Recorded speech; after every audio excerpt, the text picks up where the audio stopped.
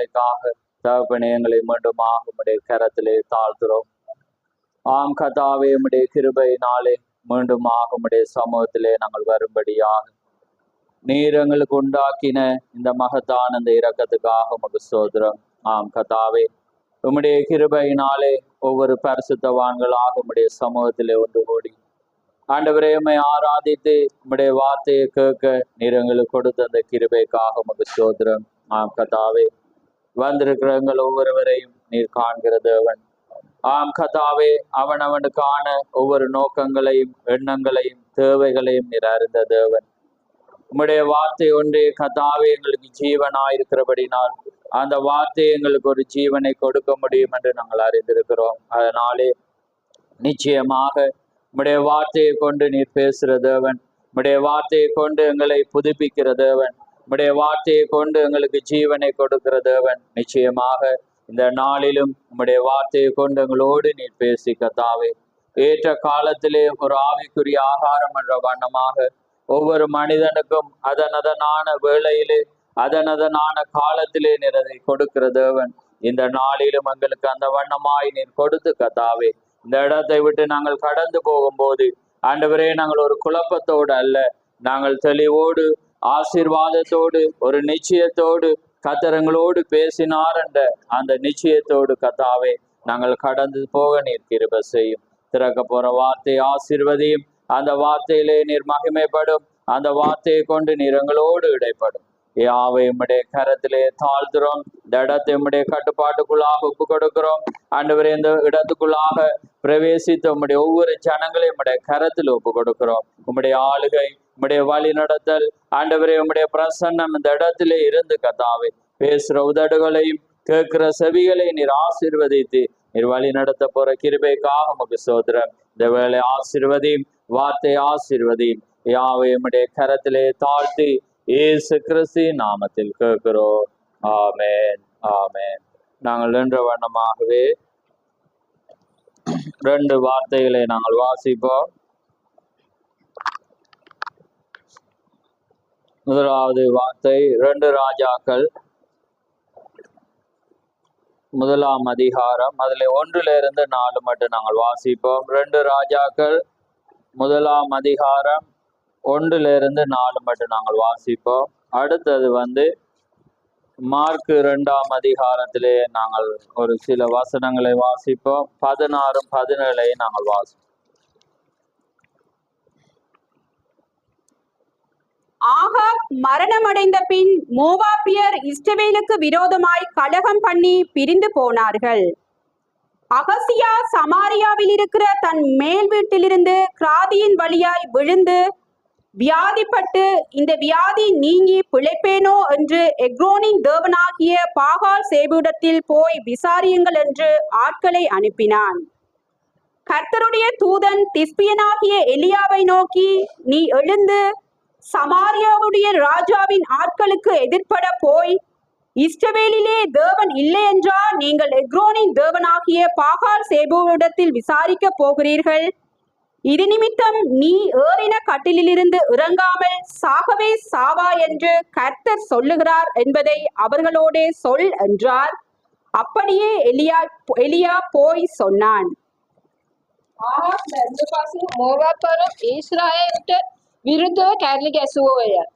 තවද අහසියා සමාරියෙහි තමාගේ උඩුමහලේ ගරාදී අතරෙන් වැටි රෝගාතුරු විය.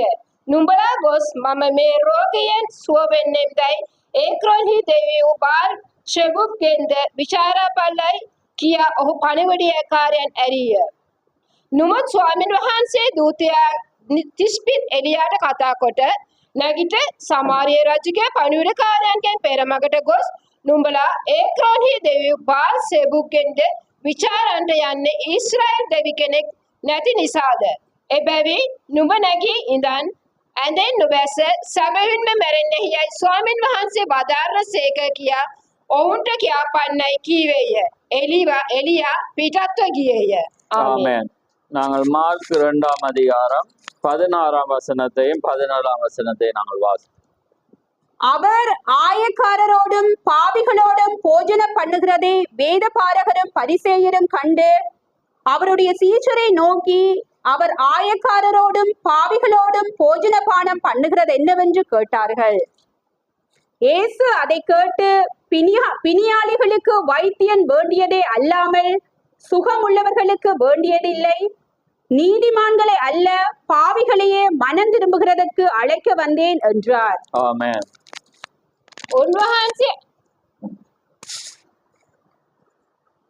උන්වහන්සේ සුංගම් අය කරන්නන් හා පෞකරයන් සමග කනවා පරිසවරුන්ගේ ලියන්නෝ දැක උන්වහන්සේ සුංගම් අය කරන්නන්ද පෞකාරයන්ද සමග කනබොන සේකයි උන්වහන්සේගේ ගෝලයට කීවෝය.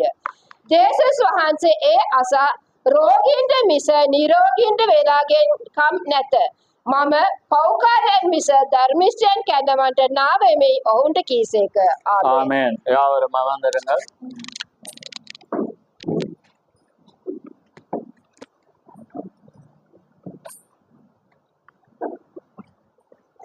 கர்த்தருடைய பரிசுத்த நாமம் மகிமைப்படுவதாக. ஆமென். இந்த அருமையான நாளிலே நான் ஒரு தலையங்கத்தை கொடுக்க நான் விரும்புகிறேன். எடுத்துக்கொள்ளப்படுதலுக்குரிய விசுவாசம் என்ற ஒரு தலையங்கத்தை நான் கொடுக்க விரும்புகிறேன். அது இந்த பாடத்தை தீகர்சி வாய் ஏன் என்ற ஒரு தலையங்கத்திலே அவர் பிரசங்கித்திருக்கிறார். அதை நாங்கள் ஏற்கனவே நான் நினைக்கிறேன் யூடியூபிலே 2 முறை இருக்கும் போல, அதை விட நான் அதிகமான முறை நான் இதை பிரசங்கித்திருக்கிறேன். ஆனால் இன்றைக்கு நான் அதை எடுத்துக்கொள்ளப்படுதலோடு தொடர்புபடுத்தி நான் பேச விரும்புகிறேன். ஏனென்றால் தேவன் அந்த ஏற்ற காலத்திலே சில காரியங்களை அவர் பேசுகிற தேவனாயிருக்கிறார். ஆமென். அதனாலே நிச்சயமாக இந்த காரியங்களை நாங்கள் அதிகமாக உணர்ந்து கர்த்தருக்குள்ளாக நாங்கள் பலப்பட வேண்டும். ஏனென்றால் தேவனுடைய வார்த்தை ஒன்றே எங்களுக்கு சரியான ஆலோசனையை கொடுக்க முடியும். ஆமென். ஏனென்றால் அந்த ஆலோசனை இல்லாத இடத்திலே ஜனங்கள் சீர்கட்டு போவார்கள் என்ற வண்ணமாக நாங்கள் நீண்ட நாட்களாக அங்கே காரியங்களை குறித்து நாங்கள் அதிகமாய் அறியாமல் இருந்தோம். ஏனென்றால் அது அழைக்கப்படாத போதகங்களினாலே நாங்கள் அந்த சரியான ஒரு தெளிவை நாங்கள் பெறாதவர்களாக இருந்தோம். ஆனால் தேவன் சரியான ஒரு தெளிவை வேதாமத்திலே அவர் வைத்திருக்கிறார். ஆமென். அதனாலே சந்தர்ப்ப சூழலிலே வருகிறதும் ஒரு ஊழியம்தான். ஆனால் கர்த்தருடைய ஆவியினாலே வழிநடத்தப்பட்டு வர்ற ஊழியங்களும் அங்கே தேவனுடைய அதுதான் ஒரு சரியான ஊழியம். அது வரும்போதுதான் அது சரியான ஒரு தெளிவுக்கு எங்களை கொண்டு வரும். இல்லா பட்சத்திலே ஜனங்கள் ஒரு பொதுவான அடிப்படையிலே அவர்கள் நடக்கிறவர்களாக இருப்பார். அப்ப நடக்கும்போது அந்த செய்தியை வார்த்தையோடு பார்க்கும்போது தேவன் எந்த வார்த்தையை அந்த சிந்தையிலே வைத்தாரோ அந்த சிந்தை ஜனங்கள் தவறாக நடக்கிறதை நாங்கள் கண்டுகொள்ள முடியும். ஏன்னா ஜனங்களுக்கு சரியான ஒரு காரியத்தை புரிந்து கொள்ள முடியாத ஒரு நிலையிலே அவர்கள் இருக்கிறதை நாங்கள் பார்க்கிறோம். ஆனால் தேவன் குழப்பத்துக்கு தேவன் எல்லாம் ஒரு வார்த்தையை உரைத்தால் அது சரியானதாக அது இருக்கு. ஆமென். அதனாலதான் அது ஏற்ற நேரத்திலே அதை அனுப்பும் போதுதான் அதை நாங்கள் சரியாக நாங்கள் புரிந்து கொள்ளலாம். ஏனென்றால் தேவன் ஒரு வார்த்தையை உரைப்பாரானால் அது மாற முடியாது. அது என்றென்றுமே ஒரு சரியானதாக தான் அது இருக்கும். அப்ப அந்த காரியங்கள் பூரணமாக அறியும் போதுதான் நாங்கள் ஒரு எடுத்துக்கொள்ளப்படுதலுக்குள்ளாக நாங்கள் பிரவேசிக்க முடியும். அப்ப இந்த வார்த்தையானது நாங்கள் அதை அறிந்து கொண்டால்தான் நாங்கள் அதை புரிந்து கொள்ள முடியும். ஏனென்றால் இந்த எடுத்துக்கொள்ளப்படுதலுக்கும் இப்ப நாங்க வாசிச்சதுக்கும் என்ன சம்பந்தம் என்று பார்க்கும்போது அது ஒரு வினோதமாக இருக்கு. ஏன்னா இது சம்பந்தம் இல்லாத ஒரு எடுத்துக்கொள்ளப்படுதலுக்குரிய விசுவாசம் நாம் வச்ச தலையங்கள். ஆனா நாங்க பேசினது ஒரு காரியம், ஒரு வியாதியை குறித்து நாங்க பார்த்தோம். அந்த வியாதியில ஒரு இஸ்ரவேலன், ஒரு யூத ஒரு அந்த குடும்பம் தேவன் அங்க இருக்கும் போது அந்த தேவனை சந்திக்காம அவர்கள் பாகால் சேபூரிடத்துல போய் விசாரிக்கிற வேளையில எலியாவ தேவன் அனுப்பி அங்கே சபிக்கிற காரியம். அதை நாங்க பல கோணத்துல பார்த்திருக்கோம். ஆனா இன்றைக்கு நாங்க பார்க்கும்போது இது ஒரு எடுத்துக்கொள்ளப்படுதலோட ஜாயிண்ட் ஆகும். ஏனென்றா தேவன் ஒவ்வொரு விதத்தில் அவர் பேசி ஒரு ஆழத்தை புரிய வைக்கிற தேவன்.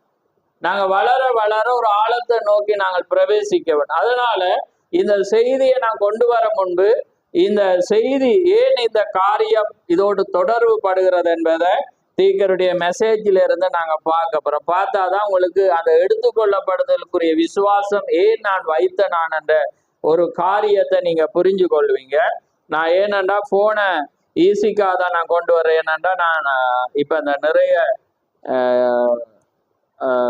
ஆப்புகள் வாரப்படினால முதல் வந்து நாங்க மெசேஜ் அவங்க வாய்ஸ் ஆஃப் கோட் போடக்குள்ளதான் பார்ப்போம். ஆனா இப்ப புத்தகங்கள்ல இருந்து டைரக்டா நாங்க தேவையான கட்டிங்க நாங்க எடுக்கலாம். அப்ப அந்த வசதி வந்தபடியா அது மிகவும் பயங்கர பிரயோஜனமா இருக்கு. அப்ப அதனாலதான் நான் நீங்க புத்தகம் இருக்கிறார்கள் வீட்டை வாசிக்கலாம். நான் இப்ப தலையங்கத்தையும் ஆண்டுகளையும் சொல்லக்குள்ள நீங்க ஈஸியா புரியலாம். நான் மோசே என்ற செய்தியில ஒரு காரியத்தை வாசிக்கிறேன். அதே நேரம் முத்திரைகள்ல நான் உன்னை தேடினான், அதை காண இல்லை. ஆனா நீங்க அதை வாசிச்சிருக்கிற. நான் இப்ப வாசிக்கிறத பாருங்க. இப்ப பாருங்க, மோசே என்ற செய்தியில அவன் சொல்ற பாருங்க, இப்பொழுது செய்ய வேண்டிய ஒரே ஒரு காரியம் என்னவென்றால் ஜனங்களின் விசுவாசத்தை தூண்டுவதுதான். என்னையா? ஜனங்களுடைய விசுவாசத்தை தூண்டு. ஏன்னா இந்த தலையங்கத்தை வச்சிருங்க, இந்த செய்தியை நாங்க பார்க்க போறோம். விசுவாசத்தை தூண்டுவதுதான். ஜனங்களை சுகப்படுத்தவே தேவன் சித்தமுள்ளவராயிருக்கிறார். என்னையா?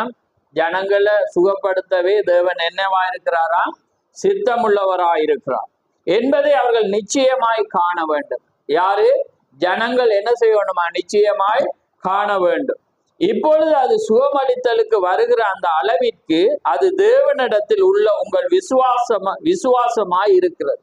இப்ப நீங்க அந்த சுகத்தை பெறுறதுக்கு நீங்க தேவனிடத்துல வர்ற அந்த விசுவாசமாய் அது என்ன செய்யுதான் இருக்கிறது. உங்கள் மேய்ப்பரே உங்களுடைய சொந்த சபையில் உங்கள் எண்ணெயினால் அபிஷேகிக்கலாம். நீங்க ஜெபிக்க வரக்குள்ள உங்களோட சொந்த மேய்ப்பர் என்ன செய்வேர்? எண்ணெயினால் உங்களோட தலையை என்ன செய்யலாமா? அபிஷேகிக்கலாம். ரைட். நீங்கள் தேவனிடத்தில் விசுவாசம் கொண்டிருங்கள், அப்பொழுது அது அதே முடிவுகளை கொண்டு வரும். இப்ப நீங்க ஜெபிக்க வந்திருக்கிறீங்க, நீங்க எதை விசுவாசிச்சு வந்தவன ஊழியக்கார தலையில எண்ணெய் வச்சு பூசிட்டு நீங்க எந்த அப்பொழுது அதே முடிவுகளை கொண்டு வரும். நீங்க எதை விசுவாசிச்சு வந்தீங்களோ அதே முடிவுகளை கொண்டு வரும். ஏண்டா நீதிமொழியில் ஒரு வசனம் இருக்குன்னு, நிச்சயமாய் முடிவுண்டு உன் நம்பிக்கை வீண் போகாது. ஏண்டா நிச்சயமாக ஒரு முடிவு இருக்கு. உங்களுக்கு ஒரு நம்பிக்கை இருந்தா அது என்ன செய்யாது? வீண் போகாது. இப்ப நான் ஆழமான ஒன்றை பார்க்க போறேன். அப்பொழுது அதே முடிவுகளை கொண்டு வரும். அது உண்மை. தேவன் தான் சுகமளிப்பவர். யார் சுகமளிப்பவரா? தேவன் தான் எந்த மனிதனும் சுகமளிப்பவன் அல்ல, தேவனே சுகமளிக்கிறவர். ரைட்டா? ஜனங்களை குறித்து தேவனுடைய மனப்பான்மை எத்தகையது என்பதை காண்பிப்பதற்காக, அதாவது ஜனங்களுடைய மனப்பான்மை, அதாவது உங்களுடைய எண்ணங்கள், ஏன்னா உங்களோட எண்ணங்கள் எப்படி இருக்கிறன்றது காண்பிக்க தான் தேவன் என்ன செய்யறாருன்னா அந்த சூழலை அவர் ஏற்படுத்துற. அதாவது என்ன வேதம் என்ன சொல்லுது? நீங்க ஒரு ஊழியக்காரண்ட வரக்குள்ள வேதம் என்ன சொல்லுது? வார்த்தை, ஒருவன் வியாதிப்பட்டால் மூப்பர் அழைத்து எண்ணெய் பூசி ஜெபிக்கணும். இதுதான் என்ன? ஒருவன் வியாதிப்படக்குள்ள ஏற்படுற ஒரு ஒழுங்கு. இப்ப தலையங்கம் என்னங்கட எடுத்துக்கொள்ளப்படுதலுக்குரிய விசுவாசம், அதை அப்படியே வச்சிருங்க. ரைட். இதை கவனமா பாரு. ஏன்னா நாங்க ஒவ்வொரு நாளும் ஆழத்துக்குள்ள போய் கொண்டிருக்கிறோமே.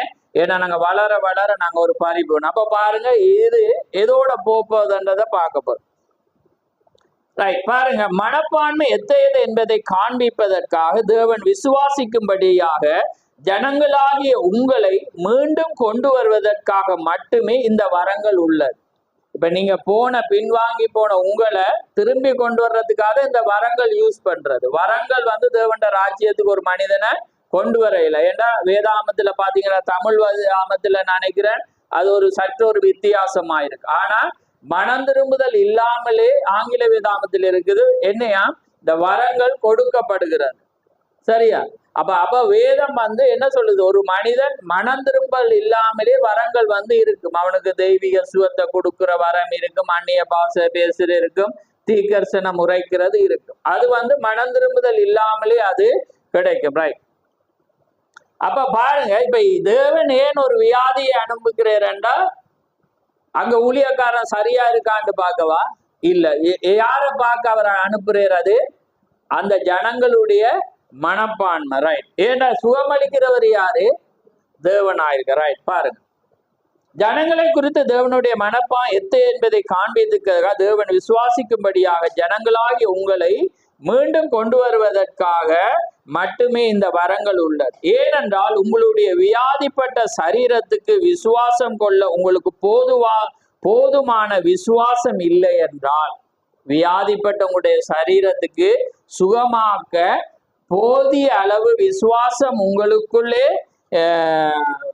இல்லை என்றால், எடுத்து கொள்ளப்படுதலுக்குரிய போதுமான விசுவாசம் இவ்வாறு உங்களுக்கு இருக்க போறது. எங்க இது ஜாயிண்ட் ஆகுது விளங்குதா உங்களுக்கு? அப்ப பாருங்க, இந்த தெய்வீக சுகத்தை விசுவாசிக்காதவன் எடுத்துக்கொள்ளப்படுதலுக்குள்ள எங்க போயிடாதான் போகு. அப்ப தேவன் என்ன சொல்றாரு விளங்குதா உங்களுக்கு? அதாவது இந்த விசுவாசம் உங்களுக்குள்ள இல்லாட்டி, சரீரம் சுக முடியாது என்ற ஒரு காரியத்தில் உங்களுக்கு விசுவாசம் இல்லாட்டி நீங்க எப்படி எடுத்துக்கொள்ளப்படுதலுக்குள்ள நீங்க பிரவேசிக்க? அப்ப எங்களோட தலையங்கம் என்ன?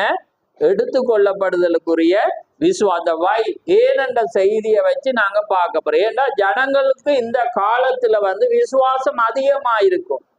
அதிகமாக இல்லாத ஜனங்கள் எடுத்துக்கொள்ளப்படுதலுக்கு போகலாம். இப்ப இந்த மெசேஜ் என்ன? இந்த 7ஆம் தூதன் பூமிக்கு வந்த பிற்பாடு என்ன? நாங்க ரட்சர், நாங்க எடுத்துக்கொள்ளப்பட போறோம். அப்ப எடுத்துக்கொள்ளப்பட போறபடி நாங்க பார்த்திருக்கிறோம். ஆனா எங்களுக்கு சுகமாக்குறத குறித்து போதிய விசுவாசம் இல்லைண்டா அந்த சுகம் எப்படி வருமென்று எங்களுக்கு தெரியாட்டி எப்படி ரட்சர், எப்படி எடுத்துக்கொள்ளப்படுதலுக்குள்ள நாங்க இப்ப போக போறோம். புரியுதாமல்? ஏன்னா ஜனங்களுக்கு செய்தி தெரியாட்டி, அவங்களுக்கு என்ன சத்தியம் தெரியாட்டி விடுதலை ஆகும். புரியுதாமல்? அப்ப பாருங்க, இந்த விசுவாசம் எடுத்துக்கோ. அதுக்காக நாங்க இப்ப கடந்த காலங்கள்ல பாருங்க, வியாதிகள் என்ன இன்னைக்கு உலகத்தை தாக்குது, பல வியாதிகள். அப்ப கிறிஸ்தவர்களே தேவன் நேசிக்கிறவங்களை சிச்சித்து வர்றேன். அந்த நேரத்துல உங்களோட மனப்பான்மை எப்படி பார்க்கக்குள்ள சில பேருடைய மனப்பான்மையை பார்த்து நாங்க மெச்சிக்கிறோம். அதுல மகிழ்ச்சி அடைகிறோம். ஏன்னா உங்களோட விசுவாசங்கள் நீங்க யார அழைக்கிறீங்க, நீங்க ஜெபிக்கிறத பார்த்து அதுல உறுதியா இருக்கக்குள்ள அது எல்லாம் சந்தோஷம். ஆனா அதுக்காக நான் இதை கொன்றேன். இது தேவனால பேசப்படும் போது நாங்க பார்க்கக்குள்ள ஒவ்வொன்று நடக்கக்குள்ள நான் வார்த்தையோட ஒப்பிட்டு பார்க்கிறேன். ஏனென்றா இந்த விசுவாசங்கள் வளர வேண்டிய ஒரு காலத்துல நாங்க என்ன செஞ்சிட்டு இருக்கிறோம்? ஜீவிக்கிறோம். அதை எப்படி பெறணும், ஜனம் எப்படி பெற்றுக்கொள்ளணும் என்றது. அப்ப அதே நேரத்துல பாருங்க, இந்த இப்படியான மெசேஜ்ல ஏண்டா தீகர் சொன்ன மாதிரி மூவகை விசுவாசி இருக்க மாதிரி இந்த பாகால் சேபுரிடத்துல போறவங்களும் என்ன செய்வாங்க? இருப்பாங்க. அவங்க யூதனா பிறந்திருப்பாங்க, எந்த மாதிரி வளர்க்கப்பட்டிருப்பாங்க. ஆனா அதே நேரத்துல என்ன இந்த அஞ்ஞானிகள்கிட்ட பாரம்பரியத்துல அல்லது இந்த கழிப்புகள்ல செய்து அதை நீக்கிற அப்படி எல்லாம் இருப்பாங்க. இல்லைன்னு சொல்ல போறீங்களா? யாராவது சொல்லலுமா துணிஞ்சு இந்த இடத்துல இல்லைன்னு? அது இருக்கும். அதை மாத்தையில இல்லாட்டி சந்தோஷம். ஆனா நான் இருக்குதுன்னு விசுவாசிக்கிறேன். விளங்குதா உங்களுக்கு? ஏனென்றா அது வேதத்துல இருந்தா அது இங்க இருக்கும். ஏன்னா அது இல்லாட்டி அது புல. ஏன்னா வேதம் சொல்லுது, முன்னமே எது நடந்ததோ அது இப்பயும் நடக்கும். எது நடக்கிறதோ அது முன்னமே நடந்தது. வேதம் அப்படிதான் சொல்லுது. தீக்கரிசி அதான் சொல்றேன். அதை நாங்க ஏற்கனவே பார்த்தேன். அப்ப தேவன் அப்படியான சாரார்களை வச்சிருக்கக்குள்ள இந்த காரியம் என்ன செய்யும்? அது நடக்கும். அதுல நாங்க கோவிக்கல. யாராவதோட கோவிக்க போறீங்களா? கோவிக்கல. ஏனென்றா அது யார் அழிச்ச வர?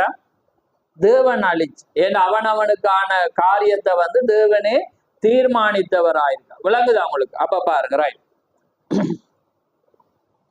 அப்ப பாருங்க, அவர் சொல்றேன், வியாதிப்பட்ட சரீரத்துக்கான விசுவாசம் கொள்ள உங்களுக்கு போதுமான விசுவாசம் இல்லை என்றால், எடுத்துக்கொள்ளப்படுதலுக்கான போதுமான விசுவாசம் எவ்வாறு உங்களுக்கு இருக்க போறது? புரிகிறதா? ஜனங்கள் பெற்றிருக்கிறார். இயேசு இந்த கேள்வியை கேட்டார், நான் பூமிக்கு திரும்ப வரும்போது விசுவாசத்தை காண்பேனோ என்று கேட்டார். முழுவதும் விசுவாசத்தால் நிரம்பியுள்ள ஒரு மகத்தான சபை அங்கே இருந்தாக வேண்டும். விசுவாசத்தை தூண்டி எழுப்பவும், விசுவாசத்தை கொண்டு வரவும், விசுவாசம் என்றால் என்ன என்பதை நிரூபிக்கவுமே தேவன் இந்த காரியங்களை அனுப்பியுள்ளார். அப்ப தேவன் ஏன் அதை அனுப்பியுள்ளார்? தேவன் இருக்கிறார். அவர் எப்பயுமே இருக்கிறார். அவர் எப்பயுமே மாறாதவர். அப்ப அதான் அவன் கேட்கிறேன், கீழியாத்தில பிசிந்தையிலும் இல்லை என்றோ என் ஜனமாகிய அவள் என்ன செய்தால் சொஸ்தம் அடையாமல். அப்ப தீகர் சொல்றேன், தேவன் அங்க இருந்து தீக்கர்சி அங்கே இருந்தான், ஆசாரியர் அங்கே இருந்த, எல்லாமே இருந்தது. ஆனா ஜனம்தான் என்ன செய்யல, அந்த இடத்துக்கு போயில. அதே போலதான் இப்ப நாங்க ஆராதிக்கிற தேவன் யாரு? பழைய ஏற்பாடுல வேற ஒரு ஆள், ஏன்னா முதல் வேற இப்ப வேற. அதே தேவன், இல்லாததை உருவாக்கின தேவன், அங்கு என்ன உயிரற்றதை எழுப்பின தேவன், அதே பரம்பரையில அதே தேவனை தான் நாங்க என்ன செய்யறோம், ஆராதிக்கிறோம். அதே தேவன் இன்றைக்கும் அவர் என்ன செய்யறார், மாறாத தேவன். அன்றைக்கு அவர் வேற காரியம் என்றா நாங்க சொல்லலாம், அன்றைக்கு நாங்க வேற நவீன முறையில நாங்க என்ன செய்யணும், விசுவாசிக்கும். ஆனா தேவன் எப்பயுமே மாறி, தேவனோட வார்த்தை எப்பயுமே மாறையல. ரைட், அடுத்தது வாசிக்கிறேன் பாருங்க. இது அடுத்த செய்தி. இந்த செய்தி நான் தலைங்கத்தை சொல்றேன் பாருங்க. இது 63:8-25 பரிபூர்ண விசுவாசம் என்ற செய்தியில சொல்றேன் பாருங்க. இப்பொழுது 3ஆம் எழுப்புக்கு நாம் வருகிறோம், அதை நான் விசுவாசிக்கிறேன். இந்த ஜெப வரிசையில் கடந்து சென்றவர்களை ஒரு உண்மையான கேள்வியை கேட்க விரும்புகிறேன். உங்கள் மீது கைகள் வைக்கப்பட்டதில் இருந்து உங்களுக்குள் ஏதோ நடந்து என்று இப்பொழுது உணர்ந்து அதை உண்மையாகவே விசுவாசிக்க முடிகிறதா? இப்ப 63ஆம் ஆண்டு 8ஆம் மாசம் தீக்கர்சி பரிபூர்ண விசுவாசம் என்ற செய்தியில கேட்கிறேன். அதாவது ஜெப வரிசையில ஒரு ஜனத்தை அழைக்கும் போது அவர் கையை வைக்கும், விளங்குதா? கையை வச்சு ஜெபிக்கக்குள்ள அவர் கேட்கிறேன், நான் கை வச்சு ஜெபிக்கக்குள்ள உங்களுக்குள்ள ஏதோ ஒரு உணர்வு ஒன்று உண்டாகி அதை நீங்க கண்டுகொண்டு அதை நீங்க உண்மையாய் விசுவாசிக்க முடிகிறதான்னு கேட்கிறேன். சரியா? சரி, உங்கள் கைகளை உயர்த்துங்கள், அங்கே இருங்கள். இப்பொழுது இதற்காக தான் நாம் காத்திருப்போம். இப்பொழுது இது பூக்க ஆரம்பிக்கிறது. என்ன செய்யறது? அப்படி ஒரு உணர்வு ஏற்படக்குள்ள என்ன ஏற்படுது? பூக்க ஆரம்பிக்குது. ஏன்னா உடனே காய் வருமா? பூ பூத்துதான் அது என்ன செய்யும், அது பெரிதாகி அதுக்கு பிற்பாடி முத்தி அதுக்கு பிறகு காய்க்கும். அதே போல ரைட், இது என்ன செய்யறது? பூக்க ஆரம்பிக்கிறது. நான் இதை ஒரு நோக்கத்துக்காகவே செய்தேன். தீக்கர் சொல்ல, இதை நான் ஒரு நோக்கத்துக்காகவே செய்தேன். ஏன்னா நாங்க பார்த்தோம், தேவன் ஒவ்வொருவருக்கும் ஒவ்வொரு விதமா என்ன செய்கிறேன், சுகமளிக்கிற தேவனாயிருக்கிறேன். உங்களுக்கு தெரியும், ஏன்னா ஒவ்வொருவருக்கு ஒவ்வொரு முறை, ஏன்னா தேவன் ஒவ்வொருவருக்கு அளவுக்கு தக்கதான விசுவாசத்தை தேவன் வைத்திருக்கிறார். ரைட், நான் ஒன்றை செய்கிறேன், அது விசுவாசத்தை எடுத்த வண்ணமாக அது ஆரம்பித்த நிலையில் பின்னோக்கி சென்று பின்பு உள்ளே வந்து உன்னுடைய அறகுறையான விசுவாசத்தை உயர்த்தி நீ ஒரு காலம் காணாதவாறு இருந்த உன் விசுவாசத்தை இப்பொழுது உயர்த்துகிறது. என குறையாயிருந்த விசுவாசத்தை அது என்ன செய்யுது, இப்ப அது என்ன செய்யறது, உயர்த்துது. அது விசுவாசம் அல்ல, ஆனால் ஒரு பரிபூர்ண விசுவாசம். ஆனால் ஒரு இங்கே கட்டப்பட்ட வளர்க்கப்பட்ட ஒரு சரீரம் ஒரு பரிபூர்ண தெய்வத்தை ஒரு பரிபூர்ண இருதயத்துடன் பரிபூர்ண வார்த்தையினால் நிறைவேறி வருகிற இருபுறமும் கருப்புள்ள பட்டயமாகி இருதயத்தின் நினைவுகளை வகையறிக்கிறதா இருக்கிறது. அப்ப பரிபூர்ண தேவன், பரிபூர்ண சரீரம். ஏன்னா நாங்க தேவன் பூரண சத்குணனா இருக்கிறது போல நீங்களும் பூரணரா, நீங்க அறகுறையா இருக்கீங்க. அப்ப வரக்குள்ள பூரண தேவன் பூரண அந்த காரியத்துல என்ன செய்யறே, இறங்கி வந்து செய்யறேன், நிறைவேற்றி வருகிற இருபுறம் நினைவுகளையும் யோசனைகளையும் வய வைக்கிறதா. அது என்ன? நாம் பரிபூரணத்துக்குள் இப்பொழுது வருகிறோம். ஏனென்றால் எடுத்து கொள்ளப்படுவதில் நிமித்தமாக ஜனங்கள் இந்த ஒழுங்குக்கு வரவன். என்னத்துக்கு வர்றதுக்காக? எடுத்து கொள்ளப்படுதலுக்கு நீங்க வரணும்டா இந்த பரிபூர்ண விசுவாசம் என்ன செய்யணும், உங்களுக்குள்ள வரணும். இந்த தெய்வீக சுகம் உங்களுக்குள்ள விசுவாசம் வந்து தேவன் கை வைக்கும் போது உங்களுக்குள்ள ஒரு உணர்வு ஏற்பட்டு தேவன் என்ன தொட்டார் என்ற நிச்சயம் உங்களுக்குள்ள வர்ற வழியில அங்க பூ பூக்க என்ன செய்யுது, ஆரம்பிக்கிறது. ஏனென்றா நீங்க எடுத்துக்கொள்ளப்படுதல் வருகிறதுக்கு முன்பாக நீங்க என்ன செய்யணுமா, இந்த விசுவாச ஒழுங்குக்குள்ளாக நீங்க என்ன செய்யணும், சபையானது வர வேண்டியது. இதுதான் இப்பொழுது இதை நிறுத்தி வைக்கிறது. சபையானது எடுத்துக்கொள்ளப்படுதலில் பரிபூர்ண விசுவாசத்துக்காக அது காத்து கொண்டிருக்கிறது. என்ன? பரிபூர்ண விசுவாசத்துக்காக அது என்ன செய்கிறது, காத்து கொண்டிருக்கு. அதற்காக அதை நோக்கி பார்த்தவனாக இருக்கிறேன். அப்ப பாருங்க, அதை எதிர்நோக்கினவனாக இருக்கிறேன். அதனால் எனக்கு அதிகமாக உதறி தள்ளக்கூடியதாக இருக்கிறது. உங்களுக்கு அது ஏராளமாக அர்த்தம் உள்ளது. ஆனால் நாம் ஒன்று சேர்ந்தவளாய் தேவ கிருபையினால் அதற்குள் சென்று விடுவோம். ஆமேன். அந்த மாபெரும் வைத்தியன் அருகிலே இருக்கிறார். அந்த மாபெரும் வைத்தியன் என்ன செய்யறாரா? அருகிலே இருக்கு. இப்படியே நான் அதை வாசிச்சேன், ஒரு 6-7 வாசிச்சேன்னா, இப்ப நீங்க வாசிக்கிறது உங்களுக்கு விளங்கு இல்லை, நான் ஏன்டா ஒரு அந்நிய மொழியில பேசுற மாதிரி உங்களுக்கு இருக்குது, ஏண்டா நீங்க அந்த ஆமேன் இல்ல, அந்த ஒரு காரியம் இல்ல. அதனால நான் மொழி நடைக்கு போறேன், செய்திக்கு போறேன். ஏன்னாண்டா நான் ஏன் இந்த பாகத்தை எடுத்த நான்ன்றதை நீங்க புரியணும். புரியுதா உங்களுக்கு? ஏனென்றா விசுவாசம், இந்த மெசேஜ், அதாவது ஒரு மனிதனுக்குள்ளாக எடுத்துக்கொள்ளப்படுதலுக்குரிய விசுவாசம் அங்கே இருக்கும். அந்த எடுத்துக்கொள்ளப்படுதலுக்குரிய விசுவாசம் அவனுக்கு இருக்குதுண்டா, அவனுக்கு சரீரத்துல வர்ற வியாதி அவன் அதை விசுவாசிக்கிறவனாயிருப்பான். அப்ப அந்த விசுவாசிக்கிறவன் எப்படிப்பட்ட ஒரு உணர்வை பெறுவான்? ஏன்னா ஜனங்கள் நினைக்கிறாங்க, இப்ப இன்றைக்கு ஒருக்கா ஜெபிச்சா நாளைக்கு ஒருக்கா ஜெபிக்கும், ஏன்னா நாளைக்கு இல்லாட்டி இன்னொருவர் அங்க இருந்தா இன்னொருவர்கிட்ட போய் ஜெபிக்கும், அல்லது இப்படிதான் அங்க ஜனங்களுடைய மனப்பான். ஆனா தெய்வீக சுகம் எப்படி என்றா உங்களுக்கும் தேவனுக்குரியது. இப்ப இதுல ஒரு காரியம் இல்லை. இப்ப நீங்க என்னட்ட வர்றதால இல்லை, ஏண்டா நீங்க அது. ஆனா ஏன் நீங்க என்னட்ட வாரீங்கன்னா, ஒருவன் வியாதிப்பட்டால் மூப்பல அழைக்க சொல்லு, அதுக்குதான் வாரீங்க சொல்லி என்னிடத்துல ஒன்றுமே இல்லை. புரியுதா? அதான் நான் இப்ப வாசிச்சு காட்டினேன்னா, மனப்பான்மையானது உங்களுக்கும் தேவனுக்கு. அதை தான் திகர் சொல்றேன், சுகமளிக்கிறவர் தேவனாயிருக்கு. ஆனா வர்றவர்கிட்ட ஜெபிச்சா நீங்க அதோட என்ன செஞ்சிருவணும்? Chapter close. நான் நல்லவனா கெட்டவனா சரியா போகுது அது இல்லை. இப்ப ஜனங்கள் என்ன செய்யறாங்க? மனப்பான்மையில். அதுக்கு பிறகு என்ன செய்யறாங்க? ஜனங்கள் என்ன தாங்க ஜெயிப்பான், அல்லது யாராவது விசுவாசிக்கிற ஜனங்கள்ட்ட என்ன செய்வாங்க? சொல்லி ஜெபிப்பான். ஆனா அது எல்லாத்துக்கும் எல்லாம் பொருந்தாது. இப்ப நினிவே பட்டணத்தார் பாருங்க, தேசத்துக்கு அழிவு வரக்குள்ள எல்லாரும் ஜெபிச்சாங்க, எல்லாரும் ஒரு மனத்தை தேவன் கேட்டு. ஆனா தனிப்பட்ட ஒரு மனிதனுக்கு வியாதி என்று வரக்குள்ள அது அவனுக்கும் தேவனுக்கும் அவன் போன மனிதனோட முடியுது. புரியுதா? ஆனா அந்த ஜனங்கள் என்ன செய்வாங்க? பிறகு ஒரு காரியத்தை ஏற்படுத்தும் போட எல்லாருக்கும் என்ன செய்வாங்க? பொதுவா இன்னென்னால எங்களுக்கு ஜெபித்தா எல்லாரும் ஜெபத்தையும் கேட்டு கர்த்தர் சுகமாக்கினார்ன்னு சொல்லுவாங்க. ஆனா அதுல எல்லாரும் வரமாட்டாங்க. அது உங்களுக்கு தேவனுக்கும் அந்த பாயிண்டோட அது முடியும். புரியுதாம? அது ஜனங்களுக்கு புரியுது இல்லை. இப்ப இத்தவரை அந்த ஒரு மனப்பான்மை தான் என்ன செய்யுதுன்னா ஜனங்களுக்குள்ளாக அது இருந்துட்டு இருக்கு. அப்படியாண்டா அது வேதம் என்ன செஞ்சிடும்? பொய்யாயிரும். ஏன்னா ஒருவன் வியாதிப்பட்டா டிரெக்டா அது எங்க சொல்லுது? அங்க. ஆனா பொதுவான ஒரு அழிவண்டு வரக்குள்ள, பொதுவான ஒரு தேசத்துக்கு அண்டு வரக்குள்ள அது என்ன செய்யறாங்க? எல்லாரும் ஒருமனப்படுறாங்க, காரியத்தை ஏற்படுத்தும் போது அது ஏற்படுகிறது. அதை தான் நான் இப்ப வாசிக்கணும். ஏண்டா எடுத்துக்கொள்ளப்படுதலுக்குரிய விசுவாசம் என்றா தேவனுடைய வார்த்தையை விசுவாசிக்கணும்.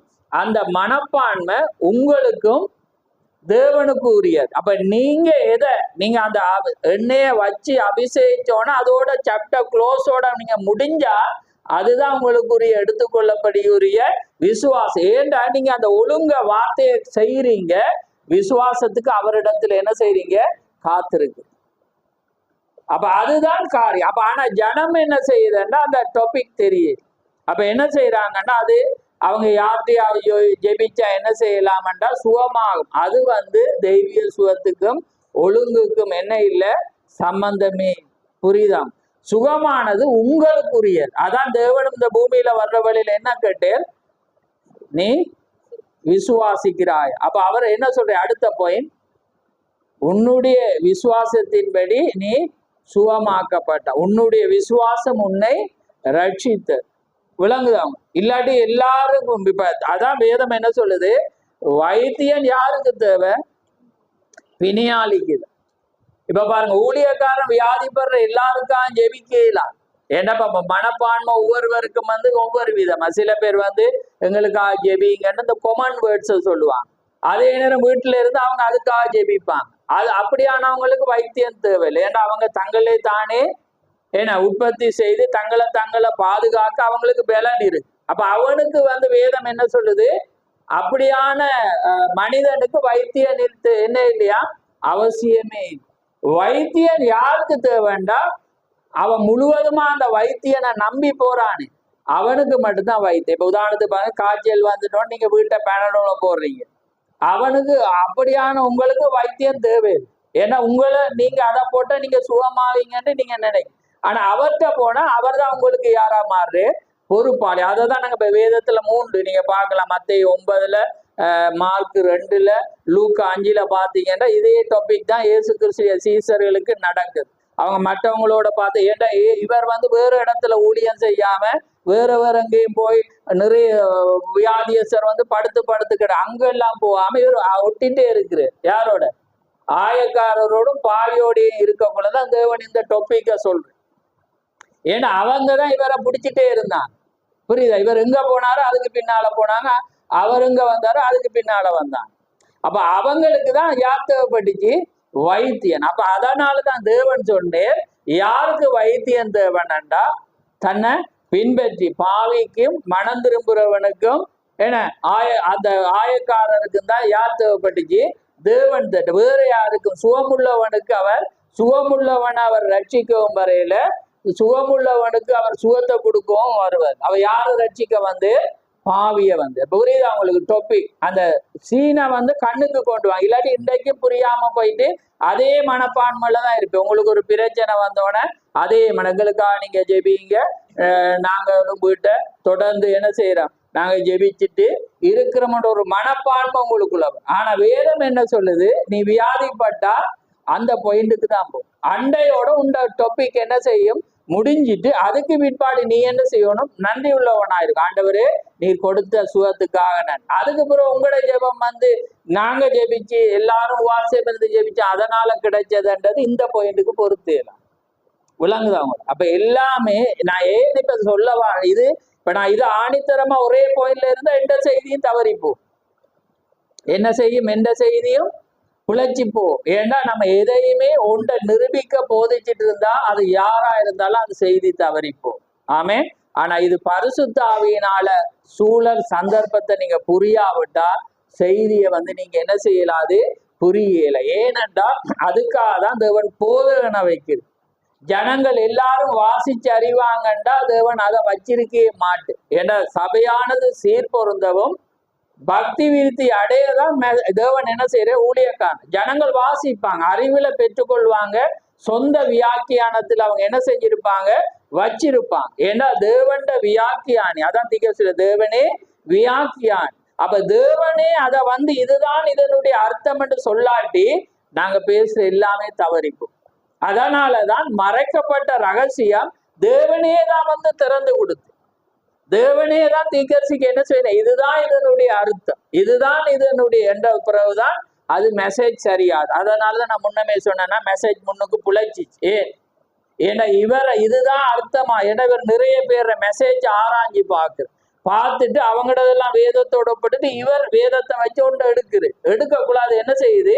புழைக்குது. ஆனா தேவன் வந்து இறங்கி வந்து காட்டினோன்னு அவருக்கு இதுதான் இதனுடைய அர்த்தம் எடுத்து. ஏன்னா அதுதான் தீர்க்க சொல்லு தேவனே சொந்த வியாக்கியா. அப்ப தேவனுக்கு தான் வார்த்தை என்னன்றது தெரியும். அப்ப ஜனங்களுடைய இன்றைக்கு மனப்பான்மை எப்படி இருக்குண்டா, நாங்க கேட்டா தேவன் தருவேர். ஏன்னா இப்ப இந்த நாட்கள்ல அப்படி ஒரு சௌரியம் ஒரு சாட்சி சொன்னாவ தெரியாதுல்ல. பிபி கேட்டது அவர் சொன்ன, ஏன் உங்களுக்கு போதர் ஜெபிக்கணும் என்ன? அப்ப அவர் வந்து நீங்க ஜெபிச்சா தேவன் கேட்பார். அதே போல நிறைய சபைகள் இப்ப இந்த வீடு வீடா யெகோவா சாட்சியல் வரும். அவங்களோட நிலைப்பாடும் என்ன? தேவனுக்கு உங்களுக்கும் உரிய உறவு. ஏன்னா நீங்க கேட்டா தேவன் தருவேன். ஏன்னா நீங்க எல்லாரும் ஆசாரியரும் லேவியருமா இருக்கு. இப்ப நேற்று ஒரு ஸ்தாபன ஊழியக்காரர் வந்து இப்ப நேற்று நம்ம நீண்ட நேரம் கதைக்குள்ள வந்து அழகாக கேட்டு அவர் சொன்ன ஒவ்வொரு வாரமும் வந்து பைபிள் ஸ்டடிய எடுக்க சொல்லிட்டு அவர் போரு. அப்ப அது சந்தோஷம். அப்ப நான் ஒன்றதான் செஞ்சு என்னன்னா, நீங்க வராட்டின்னு ஒரு எப்படி நிறைய பேருக்கு செஞ்சுட்டு இருக்கு. ஆனா அவர் ஒரு மெசேஜை கேட்க 7000 எலியா சொல்றான், என்ன நான் மாத்திரம் ஆண்டவர் இருக்கேன் சொல்லி உன்னுடைய செய்தியை கேட்கிற 7000 பேர் அவனோட வந்து அவங்க ஒன்று கூட இல்லை. அண்ட் அவனோட மெசேஜ் அவங்க கேட்டுட்டு இருக்கு. ஆமே. அதே போலதான் இந்த நாட்கள்ல அது சம்பவிக்கும். ஆனா கர்த்தர் அவங்கள ஆசீர்வதிப்பாராக. ஏனென்றா நாங்க எங்கட மெசேஜை குறிச்சு நாங்க நிச்சயம் உள்ளவரா இருக்கிறோம். ஆமே. அதனாலதான் நான் என்ன சொல்றேன்னா, செய்தியோடு நீங்க யாராவது தவறு இருந்தா நீங்க என்ன செய்யலாம்? கொண்டு காண்பிக்கல. ஏண்டா பரிசுத்த ஆவியினால வந்து சொல்லப்படுற காரியம்தான் அது சரியாக இருக்கும். ஆமே. ஏனென்றா அது ஒவ்வொன்றுக்கும் ஒவ்வொரு அர்த்தம் இருக்கு, ஒவ்வொரு சூழலுக்கும் ஒவ்வொரு விதமா இருக்கு. நீங்க மெசேஜை பார்த்தாலே உங்களுக்கு தெரியும். ஒவ்வொருவருக்கு தீர்க்கதரிசி கொடுக்கிற காரியங்களை வச்சாலே உங்களுக்கு தெரியும். ஒரே காரியத்துல ஒவ்வொருவருக்கும் ஒரு மாதிரி பதில் கொடுப்பாரு. இப்ப வாசிச்சவங்க தெரியுமா இல்லை? ஒவ்வொருவருக்கும் ஒவ்வொரு மாதிரி. ஏன்னா அவங்களோட மனப்பான்மையை வச்சு இவர் பதில் கொடுக்கு. நீங்களும் தேவனால வழிநடத்தப்பட்ட ஒரு உண்மையான ஒரு விசுவாசி ஊழியக்காரனா இருந்தா நீங்களும் ஒவ்வொருவருக்கும் ஒவ்வொரு மனப்பான்மையில தான் கொடுப்பீங்க. அவங்களுக்கு ஏற்ற வண்ணமா தான் நீங்க பதில் கொடுப்பீங்க. ஆனா அது அப்ப உங்களை பார்க்கிற வேளையில அந்த வசனம் ஞாபகம் வரும், மாறுபடுகிறவனுக்கு நான் மாறுபடுகிறவனாயிருக்கு. அப்ப நீங்க மாறி போனா வார்த்தையும் என்ன செய்யும், மாறி போகும். அப்ப உங்களுக்கான சாய்ஸ்ல தான் பதில் வரும். அப்ப அந்த மெசேஜ் சரியானது தேவண்ட மூல கருத்துக்கு வராது. ஏன்னா நீங்க மாறுபடுறீங்க. அப்ப மாறுபடுறவனுக்கு அவர் எப்படியா மாறுபடுகிறவனா மாறி அவர் பதில சொல்லு. ஏனென்றா அதுதான் வேறு. அதே போலதான் உங்களோட விசுவாச காரியம் உங்களோட எந்த வளர்ச்சியோ அதுலதான் பதில் வரும். இன்னைக்கு உங்களுக்கு கொடுக்குற பதில் நான் இன்னொருவனுக்கு கொடுக்க மாட்டேன். அப்ப அதுல நீங்க செய்தி தெரியாட்டி அவர் சொல்ல பாருங்க, பிறகு அவருக்கு ஒரு மாதிரி எனக்கு ஒரு மாதிரி, இவருக்கு ஒரு மாதிரி அவர். அப்ப நீங்க வேதம் நான் பார்ப்போம், வேதம் உங்களுக்கு தெரியாது. ஏன்னா தேவனும் நம்ம அதை பேசினா இப்ப பொருள் மாறு. தேவனும் அப்படித்தான் கொடுக்குது. தேவனும் ஒவ்வொருவருக்கு என்ன செய்யறேன், அந்த வளர்ச்சிக்கு தக்கதாக கொடுக்குறேன். சில பேர் அம்புறதுக்காகவும் என்ன செய்யறேன், அவர் என்ன செய்யறேன், அதை கொடுத்து அவர் கடந்து போறேன். ரைட், பாருங்க. அப்ப பாருங்க, இப்ப நம்ம என்னத்தை வாசியம்,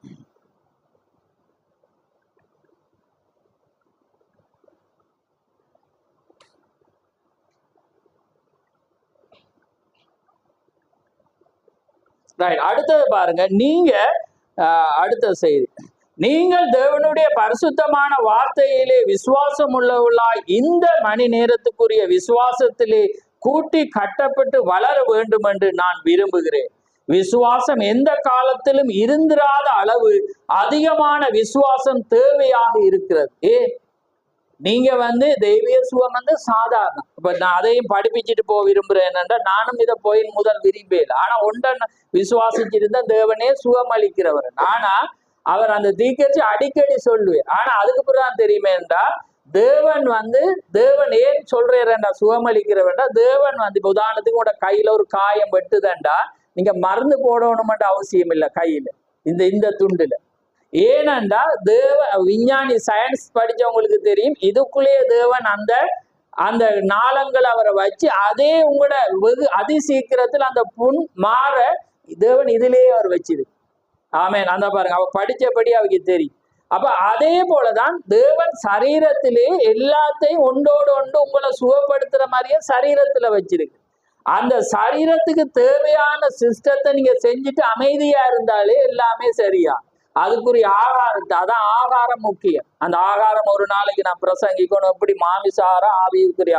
அப்ப அந்த ஆகாரத்தை நீங்க மருந்து எடுக்காமலே அந்த ஆகாரத்தை சாப்பிட்டு அந்த விட்டமினே அந்த நுட்பத்தை கையாண்டு அப்படியே பினிஷ் ஆகும். அப்ப அதனாலதான் நீங்க சொல்றேன், தேவனே என்ன கூட சரீரத்திலே சுகத்தை அவர் வச்சிட்டு, புரியுதா? ஆனா வைத்தியன் என்ன செய்யறான்னு உங்களுக்கு வலி ஏற்படாம, ஏன்னா அந்த வலியை மறக்கிறதுக்காக உதவி செய்யறான் ஒழிய அவன் ஒரு நாளும் கூட சதையை வளர பண்ணல.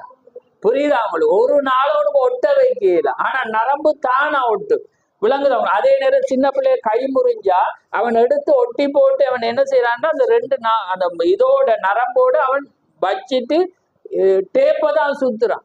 ஆனா அந்த நரம்புகள் ரத்தம் தான் அது தானா ஒட்ட பண்ணுதா. ஏன்னா தேவனே சுகம் அளிக்கிறவர் உங்களோட உடம்புலயே அதை அவர் வச்சிட்டு. அப்ப அதனாலதான் தீக்கே சொல்றேன், நல்லா தேவனை குறிச்சு அறிஞ்சு உண்மையான வைத்தியம் யாருமே சொல்ல மாட்டானா நாங்க தான் சுகத்தை கொடுக்கிறது.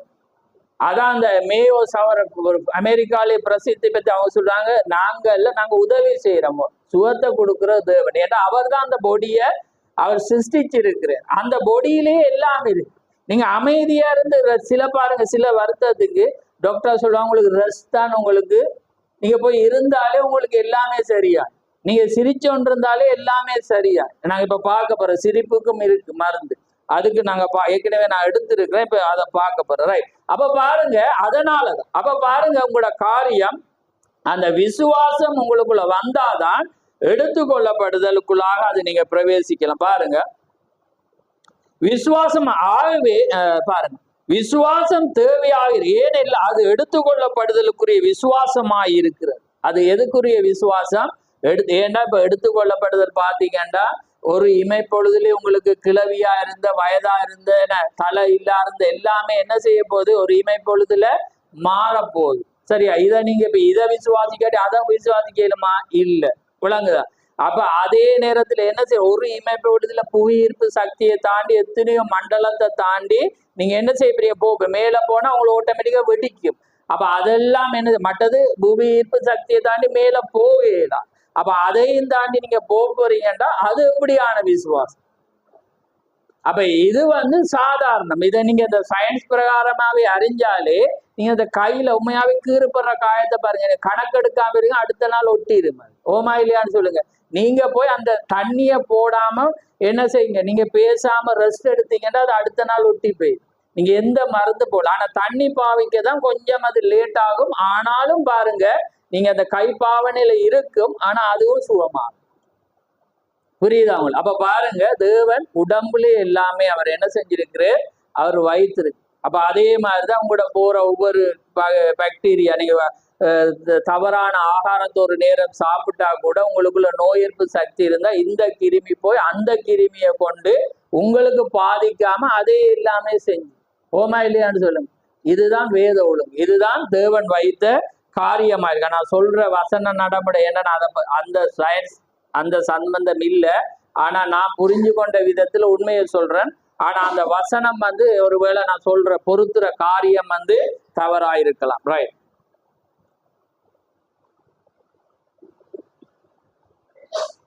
அப்ப பாரு, ரைட். விசுவாசம் ஏனென்றால் அது எடுத்துக்கொள்ளப்படுவதில்லை. விசுவாசம் ஆகவே நீங்கள் பார்த்த எல்லாவற்றிலும் கேட்டு எல்லாவற்றிலும் உங்கள் காதுகள் கேட்க பிரசங்கிக்கப்பட்ட வார்த்தைகளை நீங்கள் காணத்தக்கதாக நிறைவேறின அடையாளங்கள் அற்புதங்கள் எல்லாவற்றிலும் உங்களுக்கு விசுவாசம் இருக்க வேண்டும் என்று நான் விரும்புகிறோம். இவைகள் எல்லாவற்றையும் உங்கள் இருதயத்தில் சேர்த்து வைத்து இவைகள் எல்லாம் தேவனால் உண்டானவே என்று நீங்கள் நிதானித்து பாருங்கள். முற்காலத்தில் எலியா கர்த்தர் தெய்வமானால் அவரை தொழுது கொள்ளுங்கள் என்று சொன்னது போல கிறிஸ்துவருக்கு இயேசு எல்லாவற்றுக்கும் மையமாக இருப்பாரானால் எல்லாவற்றையும் விட்டுவிட்டு அவரை பற்றி கொள்ள வேண்டும் என நான் கருதுகிறேன். அவரே மையமாக இருக்கிறார், அவரே வடதுருவம் நட்சத்திரமாக இருக்கிறார், அவரே முடிவாக இருக்கிறார், அவரே பூரணராக இருக்கிறார். அவர் வடதுருவத்து நட்சத்திரமாக இருப்பாரானால் ஒரே ஒரு பொருள் தான் வடதுருவ நட்சத்திரத்தை சுட்டி காட்டும். அதுதான் நீங்கள் கப்பலில் பயணம் செய்யும் போது உங்களோடு கொண்டு செல்லும் திசை காட்டு கருவி. கப்பலில் செல்லும் போது உங்களோடு நீங்கள் கொண்டு செல்ல வேண்டும் என நான் விரும்புகிறேன். ஏனென்றா நீங்க எல்லாரும் திசை காட்டுக்காரு எதை பார்ப்பாங்க? ஏன்னா அந்த வட திசை இந்த நட்சத்திரம் மட்டும்தான் மாறாது, இடம்பெயரா, அது எப்பயுமே உறுதியா இருக்கு. அப்ப அதனாலதான் உங்களோட அந்த என்ன சொல்றது, திசை காட்டுற கருவியை பார்த்தீங்கன்னா அந்த காம்பு எப்பயுமே வட திசையை நோக்கிட்டே இருக்கு. ஏன்னா அந்த வட திசை நட்சத்திரம் மாறாது, அந்த இடத்தை விட்டு அசையாது. அப்ப அதை வச்சுதான் கிழக்கு எது மேற்கு எது நீங்க போற திசையை என்ன செய்யலாம், கண்டுகொள்ளலாம். அப்ப பாருங்க, அதே போலதான் தேவனும் மாறாது. நீங்க தேவனை நோக்கி பார்த்தா அவருடைய அற்புதங்களும் எப்படியா இருக்கும், மாறா. ஆனா மனிதனுக்குள்ள இருக்கிற அந்த மனப்பான்மை, அவர் வைச்ச வழியை ஏற்றுக்கொள்ளாததுதான் அவனுக்குள்ளே காரியம். ஆனா தேவன் எப்பயுமே மாறாதவராயிருக்கிறார். ஆனா அந்த மனிதன் முக்கியம் அல்ல, ஆனா தேவன் அங்கே முக்கியம். ஆனா நீங்க எப்படி கண்டுகொள்ளணும்டா, இப்ப நாங்க இப்ப ஒரு எங்களுக்கு சுகம் பண்ணோம்டா மனிதன் முக்கியம் இல்லைன்னு இப்ப ரோட்டால போறவனை கூப்பிட்டு நாம என்ன செய்ய மாட்டோம், எங்களுக்கா ஜெபிங்கன்னு சொல்ல மாட்டோம். புரியுதா உங்களுக்கு? அப்ப அதையும் புரியும்.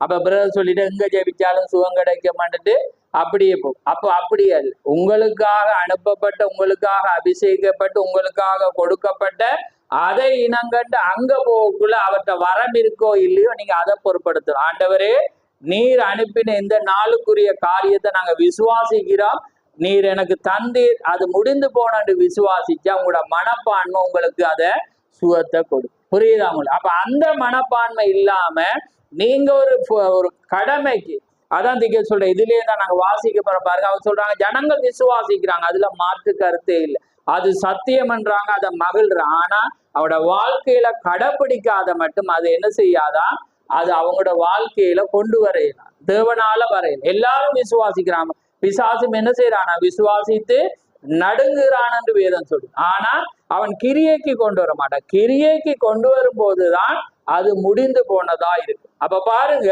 இந்த விசுவாசம், இந்த தெய்வீக சுகம் எங்க ஜாயிண்ட், அது எடுத்துக்கொள்ளப்படுதலோடு அது என்ன செய்யப்படுது, சம்பந்தம். அவருடைய ஆத்துமாவை பாதாளத்தை விடு, என் பரிசுத்தவானை அழிவை காண விட்டேன் என்கிறார்.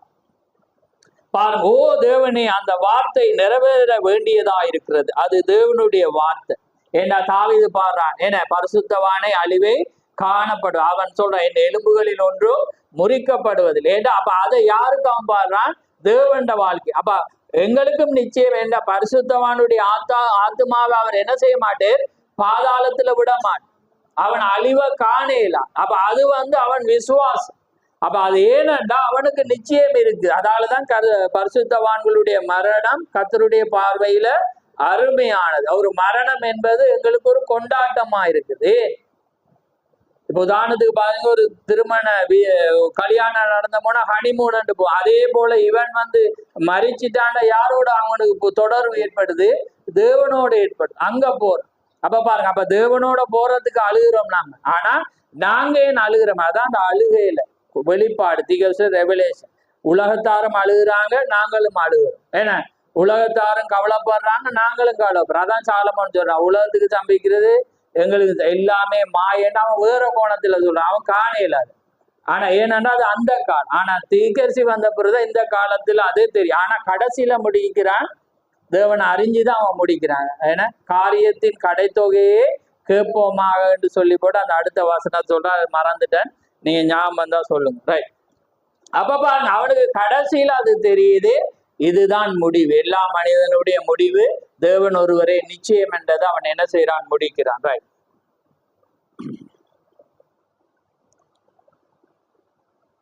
ரைட். அப்ப பாருங்க, ரைட், எடுத்துக்கொள்ளப்படுதல் செல்ல விரும்பினால் அதை உங்கள் இருதயத்தில் நாடுங்க. அப்ப பாருங்க, அப்ப எடுத்துக்கொள்ளப்படுதலை விரும்பினா நீங்க இதை என்ன செய்யட்டாமா, நாடட்ட. ஏண்டா விசுவாசம் இல்லாட்டி நீங்க எடுத்துக்கொள்ளப்படுதல்ல நீங்க என்ன செய்யலாது, போகல. ஏன்னா தெய்வீக சுகத்தை விட எடுத்துக்கொள்ளப்படக்கூடிய விசுவாசம் அது கூடுதலானது. அப்ப அதான் திகசுர ஒரு காலமும் இருந்திராத விசுவாசம் உங்களுக்குள்ளாக என்ன செய்யணுமா, இருந்தாகும்.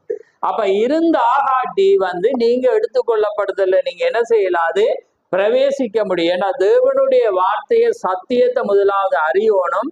ஆனா அவர் வைத்த முறைதான் எங்களுக்கு ஜீரணிக்கலாமே.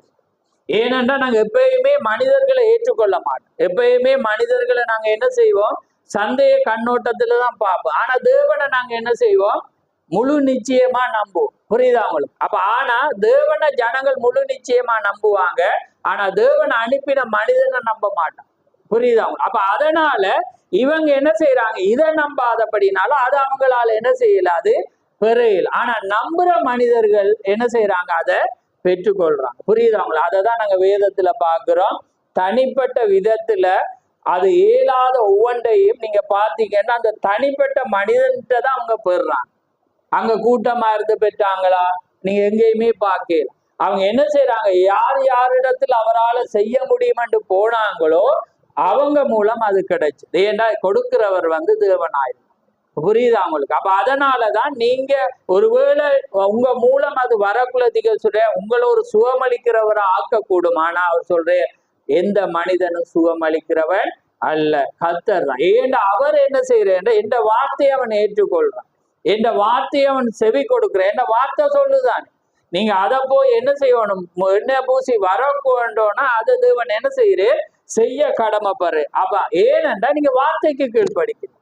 அங்க எந்த மனிதனை பார்க்க, ஆனா உங்களுக்குள்ள அந்த மனிதனை பார்க்கிற மனப்பான்மை இருக்க மட்டும் அது என்ன செய்யுதுன்றா அது அந்த உங்களோட சொந்த ஞானம் என்ன செய்யுது, கிரிய செய்யுது. புரியுதா? அப்ப அது இருக்க மட்டும் உங்களுக்கு அந்த எடுத்துக்கொள்ளப்படுதலுக்குரிய விசுவாசம் ஒரு காலம் என்ன செய்யாது, வராது. புரியுதா உங்களுக்கு? அப்ப அதுதான் இன்றைக்கு ஜனங்கள் மத்தியில். ஏன்னா ஜனங்களோட பேசும்போது அவங்க எதை உரைக்கிறாங்களோ அதை வச்சு அவங்களோட வளர்ச்சியை காணலாம். ஓமா இல்லையான்னு சொல்லுங்க. இப்ப கதைக்குள்ள அவங்க சொல்லுவாங்க, ஏன்னா இப்படி காரியம், ஏன்னா இப்படியாக, ஏன்னா இப்படியாக என்று அவங்க ஒவ்வொரு காரியத்தை சொல்லுவாங்க உரைக்கக்குள்ள. அப்ப அதை வச்சு அவங்களோட மனப்பான்மை அறியலாம். ஏன்னா அது அவங்களுடைய வளர்ச்சி. ஏன்னா ஆனா ஒரு உண்மையாகவே ஒரு பரிபூர்ண விசுவாசத்துக்கு இருக்கிற மனிதன் என்ன செய்வான்? நான் இந்த நாள் இந்த மணி நேரத்துல நான் ஜெபிச்சேன், நான் அது மறிச்சாலும் நான் என்ன செய்வேன்? நான் அதை இனிமேல் நான் போக மாட்டேன், நான் அதை பெற்றுக்கொள்வேன் என்று நிப்பானண்டா அதுதான் அவனை பூரணன். அவன் ஏனண்டா அவன் யாரை நம்புறான்னா தேவனை நம்ப. ஏனது ஆண்டவர்கிட்ட அவன் சொல்லல, ஆண்டவரே இது உம்முடைய வார்த்தை, இந்த வார்த்தை நீர் உரைச்சிருக்கு, இதை நான் விசுவாசிக்க, நீர் சுகமளிக்கிறவர் என்று நான் அதை அதனால எல்லாமே அது முடிந்து போனது என்று சொல்ல மாட்டான். அவன் அந்த டொப்பிக்கு அவன் என்ன செய்ய மாட்டான்? வரமாட்டான். புரியுதா? மற்றபடி எல்லாரும் வந்து இன்றைக்கு நீங்க எல்லாரும் விசுவாசி, இந்த மெசேஜை நீங்க 7 ஆண்டு சொல்ல மாட்டீங்க யார், ஏன்னா இது வார்த்தை, இதை நீங்க மறுதளிக்க மாட்டீங்க. ஆனா அதை நடைமுறைப்படுத்தக்குள்ள நீங்க என்ன செய்வீங்க? யோசிப்பீங்க. ஏன்னா அந்த உங்களோட அந்த சிச்சுவேஷன் வந்து அவ்வளோ வண்ணமாக உங்களை என்ன செய்யாது? அந்த நிலைக்கு தாழ்த்து. அப்ப நாம இப்ப பொருளுக்கு வருவோம் பாருங்க. இப்ப இந்த ஸ்டோரி வந்து பாருங்க, இதுலயே நிறைய இருக்குதா, நான் சொல்ல மாதிரி பாருங்க. ஆகாப் மரணம் அடைந்த பின்பா, இப்போ நம்ம ஏற்கனவே சொன்னபடியே சோட்டாவாரன். ஆகாப் யாருன்னு தெரியும், ஒரு வெது வெதுப்பானவன். அவருடைய மனைவி யாரு? யோசபேல். அவள் ஒரு வந்து வெது வெதுப்பான அது திகசுர அவங்க எல்லை கோட்டு அவங்க போர்டர் மதில் மேல இருக்கிற பூனண்டுவாங்க. அப்ப அது மாதிரி இப்ப இஞ்சால ஆபத்து வந்து அங்கால பாயும் அங்கால வந்தா அது மாதிரிதான் அவங்க வந்து எப்படி இருக்கிறாங்க? ஒரு எல்லை கோட்டு. அப்ப அந்த நேரத்துல என்ன நடக்கிறான்டா, அவனோட மகன் அகசியா வந்து ராஜா என்ன செய்யறான்? மேல் மாடியில, உங்களுக்கு ஸ்டோரி தெரியுமென்றபடியா நான் சிம்பிளா சொல்றேன். மேல் மாடியில நடக்கக்குள்ள அவன் என்ன செய்யறான்? அதுல மேலே இருந்து அவன் என்ன செய்யறான்? ஒருவேளை திகசுர குடிச்சிருக்கலாம், அல்லது ஒருவேளை ஏதாவது ஏற்பட்டு அவன் என்ன செய்யறான்? கீழே விழுந்தோன அவனுக்கு என்ன செய்ய? விழுந்து அவனுக்கு எலும்பு முறிவு ஏற்பட்டு அதுல இன்ஃபெக்ஷன் ஆகுது. ஏன்னா கிருமி தொற்று ஆகுது. அவன் அடிப்பட்ட கண்டல் காயத்துல என்ன ஏற்படுதான்? கிருமி தொற்று ஏற்பட்டு அவன் என்ன செய்யறான்? காய்ச்சல் வந்து படுக்கையில கிடந்தோட இவங்க என்ன செய்யறாங்கண்டா, பாகால் சேப ஒரு இடத்துல போறான். ஆனா அங்க யார் இருக்கிறான்? இஸ்ரவேல்ல தேவன் இருக்கிறார். ஏன்னா அங்க எலியா இருக்கிறான். ஏன்னா எல்லாமே இருக்கக்குள்ள இவங்க ஏன் போறாங்கன்னா இவங்க பின்வாங்கி போயிட்டான்.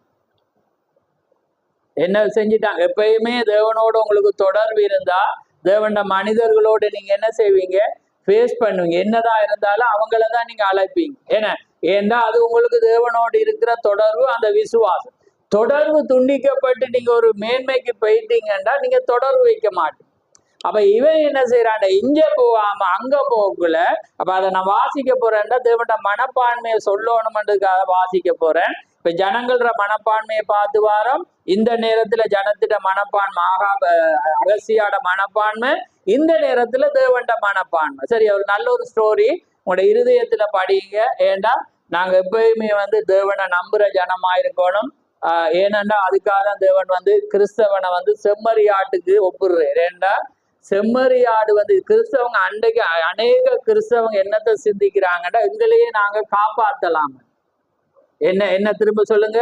எங்களையே நாங்க ஆனா உங்களையே நீங்க காப்பாத்து. விளங்குதா? உங்களை காப்பாத்த ஒருவர் இருக்கிற ஒரு வழி இருக்கு. அப்ப அதனாலதான் செம்மறியாடு வந்து நீங்க குணாதிசயத்தை பாத்தீங்கன்னா அது தன்னைத்தானே பாதுகாக்காது. அப்படிதானே?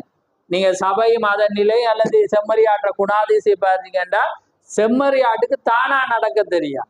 செம்மறியாட்டுக்கு ஒரு மேய்ப்பன் வழி நடத்தும். அதுக்கு பின்னாலதான் அது வழி தப்பி போயிட்டா திரும்ப வர வழி தெரியாது. சரியா? செம்மறியாடுற குணாதிசயத்தை சொல்றோம். விளங்குதா? செம்மறியாடு என்ன? வழி தப்பி போனா திரும்ப வர தெரியாது. அதே நேரத்துல வந்து என்ன செய்யாது? தானா நடக்க தெரியும். ஒரு வழிகாட்டி அதுக்கு அவசியம். ஒரு ஆள் நடந்தா அது தானும் நடக்கும். நின்றா அதுல நின்று, அதான் அதுட குணாதிசி. அதனாலதான் பாருங்க, அந்த செம்மறியாட தலகுல அடுத்து என்ன செய்வாங்க? நீங்க அந்த ரோமம் கட் பண்றதை பாத்துறீங்களா? யூடியூப்ல நீங்க சர்ச் பண்ணி பாத்தீங்கன்னா தெரியும். அதை அப்படியே தலைகிட்ட போட்டு ரோமத்தை அப்படியே அந்த மெஷினால போட்டு ஒன்றும் செய்யாது, தொங்கிட்டு இருக்குமா.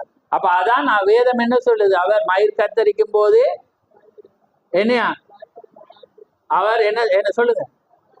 அவர் கத்தாது, அவர் பேசல. ஏண்டா அவர் ஒன்றுமே உதறு. அப்ப அப்படியே அவர் இருந்தாரு. ஏனண்டா அதுதான் அந்த செம்மறியாடு. அதே போலதான் செம்மறியாடு வந்து தானா அதுக்கு ஒரு வழிகாட்டி. அப்ப அந்த வழிகாட்டி சரியானவனா இருக்கணும்ன்றுதான் தேவன் தண்ட ஜனங்களை சரியான இடத்துக்கு அனுப்புற. விளங்குதா? அதனாலதான் அந்த ஜனத்தை தெரிவு செய்யற உரிமையை தேவன் என்ன செய்யற? அவங்களுக்கே கொடுக்கு. அதாலதான் நாங்க பார்த்தோம் அநேக மேய்ப்பர்கள், இப்ப கோவரு கழுதையை மேய்க்கிறவனும் மேய்ப்பன், ஒட்டகத்தை மேய்க்கிறவனும் வெளிநாடுகள்ல மேய்ப்பர்கள். ஆனா ஆடுகளை மேய்க்கிறவன் மட்டும்தான் நல்ல மேய்ப்பனா இருக்கு. ஏன்னா அவங்க எல்லாம் என்ன செய்வானா கொண்டு போய் விட்டுட்டு வந்துருவான். ஆனா ஆடு மேய்க்கிறவனுக்கு தான் என்ன செய்வானா விட்டுட்டு வர மாட்டேன். ஏன்னா அவன் விட்டுட்டு வந்தா அதுக்கு இருக்க தெரியாது. ஏன்னா தன்னை பாதுகாக்க. அதாலதான் ஒரு பானா ஷேப்ல வந்து என்ன செய்வான், அந்த ஆடுகள் மேய்க்கிறவங்களோட ஹிஸ்டரி எடுத்து பாருங்க. இப்படி பானா மாதிரி எடுத்து ஒரு கேட்டுக்கு மட்டும் வச்சுட்டு மேலாம சுத்தி இருக்கு. அதுக்கு மேல் உயரம் இருக்கு. அது பாருங்க ஆட்டு, நான் வேணுமெண்டா படத்தன், இது ஒரு அளவுலதான் இருக்கு. ஏன்னா அது ஜம்ப் பண்ணாது. சரி, இது அப்ப மற்ற வெள்ளாடு அப்படி இல்லை. அது நீங்க கவர் பண்ணி வைக்க வேண்டாம், அது பாஞ்சிடும். இவருக்கு அரை சுவரை தண்டிட்டு வாசல்ல போய் ஆடுகளின் மேய்ப்பன் படுத்திருப்பான். ஏட்டா யாருன்னா செம்மறி ஆட சொல்றேன்னா, அப்ப ஏனென்றா அவர் போனாதான் இது போகும், அவர் கொடுத்தாதான் இதுக்கு சாப்பிடும்.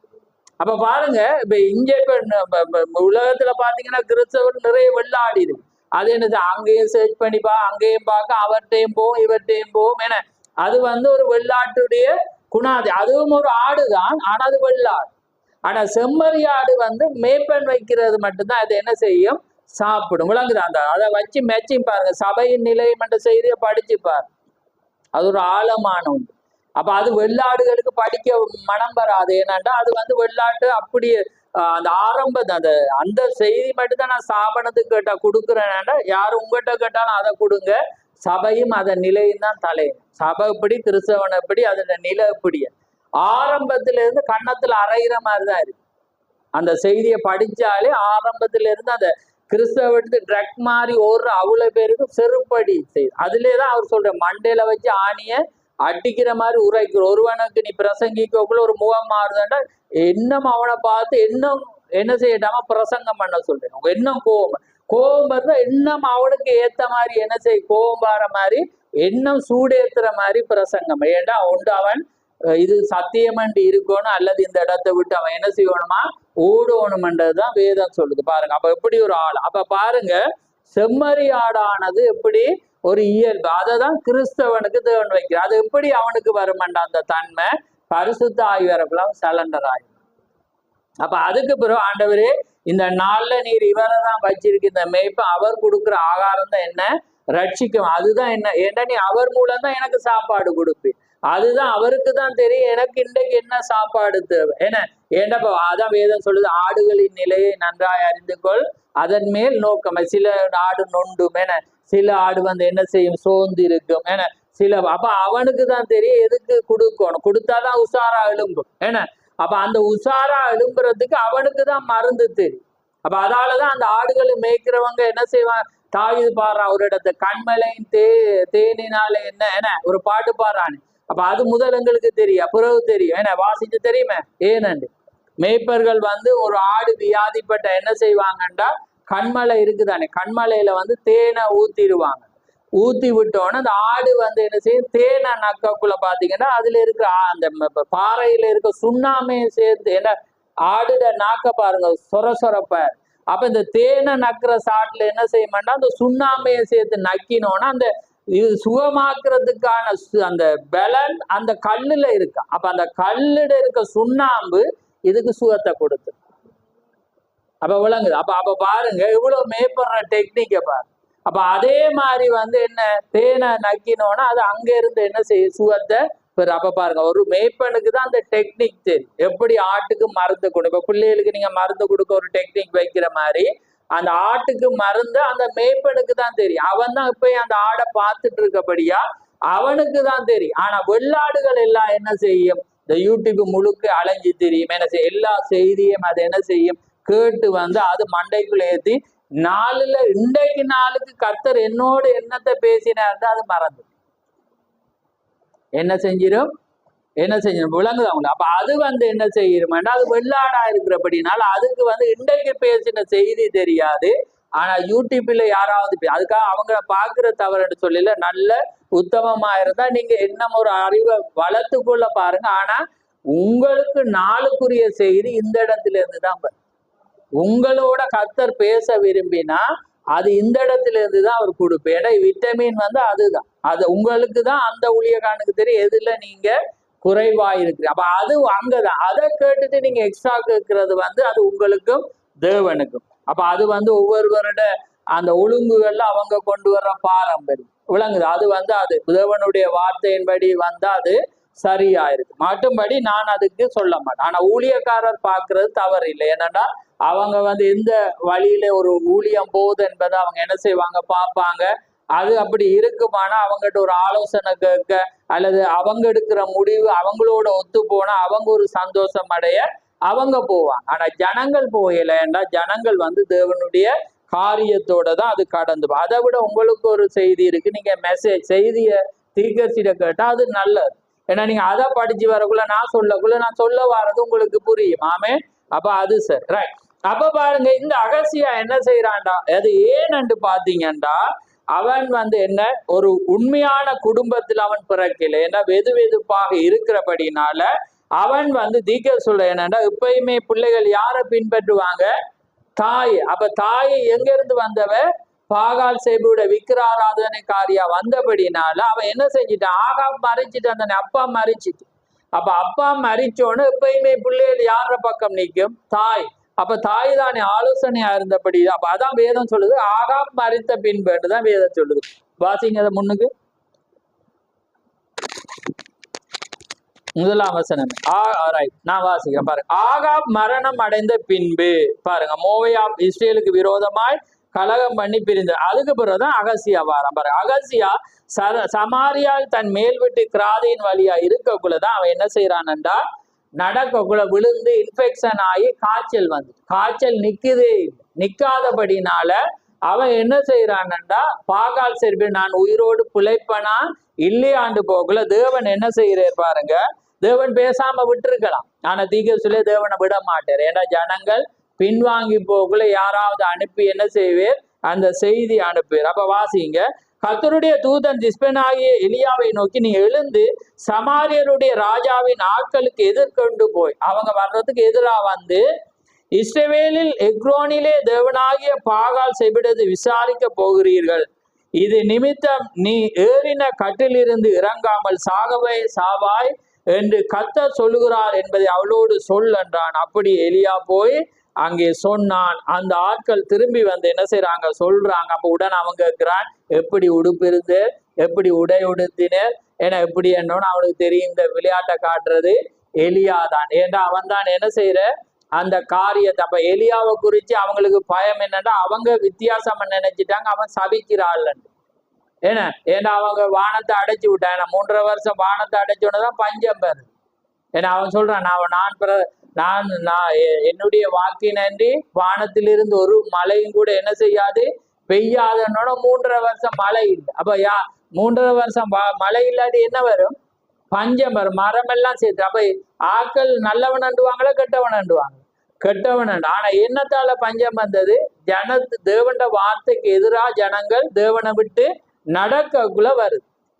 அதாலதான் நீங்க வேதம் வெளிப்படுத்தல வாசிக்கக்குள்ள ஒன்று சம்பவிக்குது. என்ன, எலியா மோசே என்ன செய்யக்குள்ள எல்லா உலகத்துல எல்லாரும் சந்தோஷப்பட்டு, அவங்க செத்தோன்னு சந்தோஷப்பட்டு என்ன செய்வாங்களா, ஒருவருக்கு ஒருவர் என்ன செய்வாங்களா, கிஃப்ட் அனுப்புவாங்களாம்.